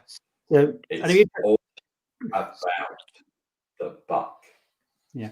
And would it be interesting to see whether they extend the season? They talk about week 18, aren't they, as potential if things keep happening as it is. And I don't know. I haven't read anywhere. Well, obviously, with the Super Bowl, is the Super Bowl going to have I don't know, fans? Any fans this year? Do we know? I don't know. I mean, it's not until February of next year. Yeah. So, But Most to be honest, Here- the Super Bowl is a load of bollocks because you don't get whoever the teams are in it. You'll get 25% of each yeah. fan base. Yeah. And the rest is all going to be corporate. So it doesn't matter, does it? Right? No, I was thinking more of the extension, moving the date. So if you think about, so I was just thinking about, let's say COVID kicks in, and we have to games change around. We're going to have to extend the season, which then effectively do we then move the Super Bowl to later on? I suppose it's a knock-on effect. I'm thinking about when it comes to the fans. We all know it's similar to like the London games that we talked about, and obviously an earlier show. Yeah, but it's not about the fans, right? You got to put this into perspective. It isn't about the fans. It's about the league. It's about the teams and the Super Bowl. So we could go the whole season with no fans appearing, and even the Super Bowl with no fans. But fuck it, Pepsi will pay $60 gazillion to be on halftime. Let's get this right, okay? Yeah. It's about the money. Yeah, it's not about the teams. Who gives a shit who's in the Super Bowl? But I tell you what, Janet Jackson's tits coming out. Fuck me, that's worth $60 million, right? Am I wrong? It's all about the money, and you always hear the players, and you hear all the coaches and the agents and the general managers. When it comes down to it, it's a business, and they got to make business decisions. And it's in a bit their business, and they're in business to make money, and they're gonna do whatever they got to do to make their money. And the network TV people are the biggest part of it. They have the most money invested in the right to cover these games. That's it. But I gotta jump off. It's good seeing you guys. Take care. You take Scott, care. Cheers. You're a man. Maybe see We're you going to next talk some more Niners because we don't care because it's just me and Mark. So, Scott, much respect. And listen, time. you know my struggles. I know your struggles. Let's go. Mark, Go on in. should we just turn it into a Niners show for like 20 minutes and fuck everyone else? We've been going for like 3 hours, so fuck it. Yeah, I'm sure the viewers will watch it back. Yeah, but I'm not being funny, right? No. We've gone that far, so It the won't. viewers have gone, right? Go on then. Talk to me about the Dolphins. The loss. Forget what happened at cornerback, right? Okay. And he should have had safety help. It was that game. Was probably the worst feeling I've had for a long time watching the Niners. Yeah, I don't know. Maybe it's coming off the back of excuse the pun, the wave. If we're talking to Dolphins, etc. Yeah, we've gone through this wonderful journey. Yeah, last season was just a joy to watch. Yeah, great, innovative football. The way the running game played. Garoppolo was proving his downfall. Do you think we were punching above our weight, or we just surprised some motherfuckers and hit them in the mouth? Because I'm not being funny, right? Yeah. I went through last season that's great. 1-0, 2-0, 3-0, 4-0, 5-0, 6-0. Yeah. And I don't think we hit anyone in the mouth, really, because we as Niners fans knew we were that good, right? So we go 8-0, and then we meet you know who, and it goes tits up. And have we flattered ourselves? Do you think? No. I honestly look. We've probably been one. Every team's had some real bad injuries. Yeah, and I take it back to injuries. We, as a team, have been so unlucky on key players. Yeah, Okay, and I don't care what sport you play. Okay, each team has certain players that they rely on probably more than others. Yeah, and we talk about depth of squads, and look, you could talk of, I don't know, let's say the Man United of the world when they used to be great. Yeah, as in the soccer, they had a core team playing week in, week out. You got this team. They had all the guys fit. Yeah, from the start, we had a pre-season. I think we would have carried on from where we left off. Yeah, it might have taken 1-2 games to get into it because obviously we lost from the Super Bowl. But I look at the kind of players we've got, yeah, and the influence we've got with Kittle, for example.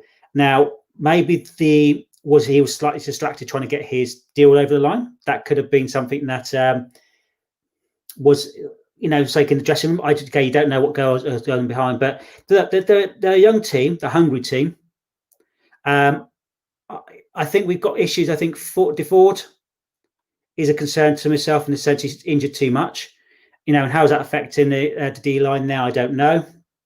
But I honestly believe that we are a good team. Yeah, we are a good team, and I suppose you could say that we're unfortunate to be in the division that we're in. And we look at the Seahawks at the moment, how great they are, and just me on my own now talking. It looks like. So.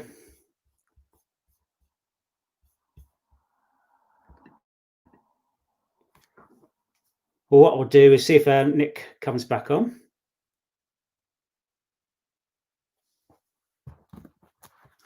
As I say, he's had a bottle of wine, so he's probably finding technology a little bit too much there.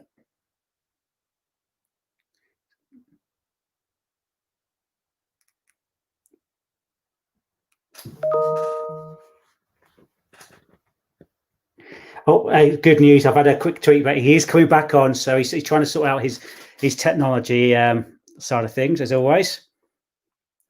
Like I say, I'm sure if Pete's watching back, he'll probably absolutely be pissing himself right now.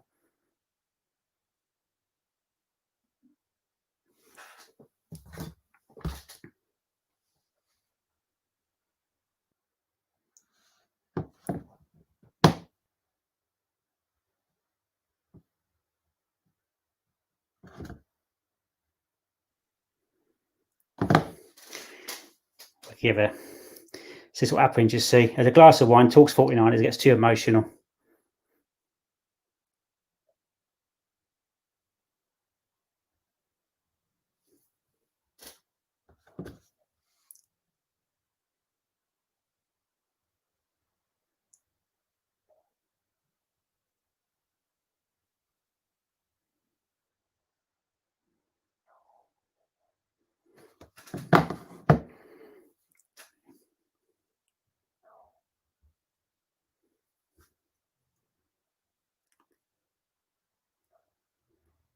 Hey.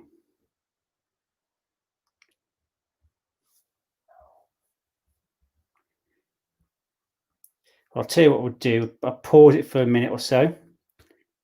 Hopefully, Nick will be back on in a second.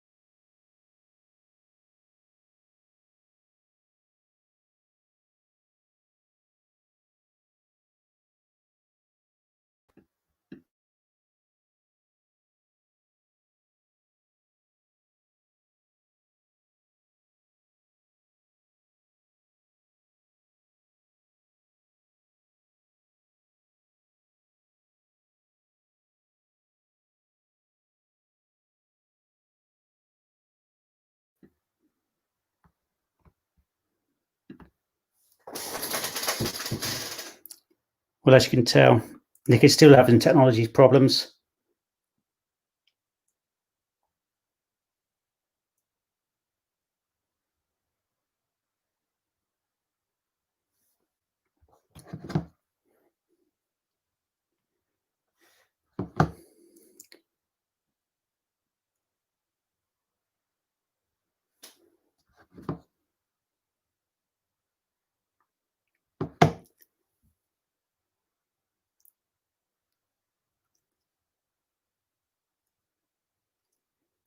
Well, I'll tell you what, I don't think he's actually joining us again to talk about leaving me hanging. So I suppose all I can say is thank you for watching. Thank you for having myself on. And I know, Nick and Pete loves doing the Shank Club. And it's great, obviously, that everyone is getting together, talking NFL. Okay, apologies, it's sometimes a bit too much 49ers chat, but hey, they are the great team, aren't they? Let's be honest. But like I say, there's some great guests on there today, and thank you very much for everyone who has joined as well. It's been a lot of fun again. Great starting off talking about music, talking about our live gigs and films, and then obviously then coming to talk a bit of ball at the end. So it's been brilliant, and as always, a pleasure coming on. And apologies, Nick. Obviously, he's obviously had too much now, so hopefully he's okay. And until next week when the next Shank Club will be on. But as always, great, obviously talking. And look, stay safe, everyone, and let's hope for another great games on Sunday, and let's enjoy it all. But until then, you take care. All the best.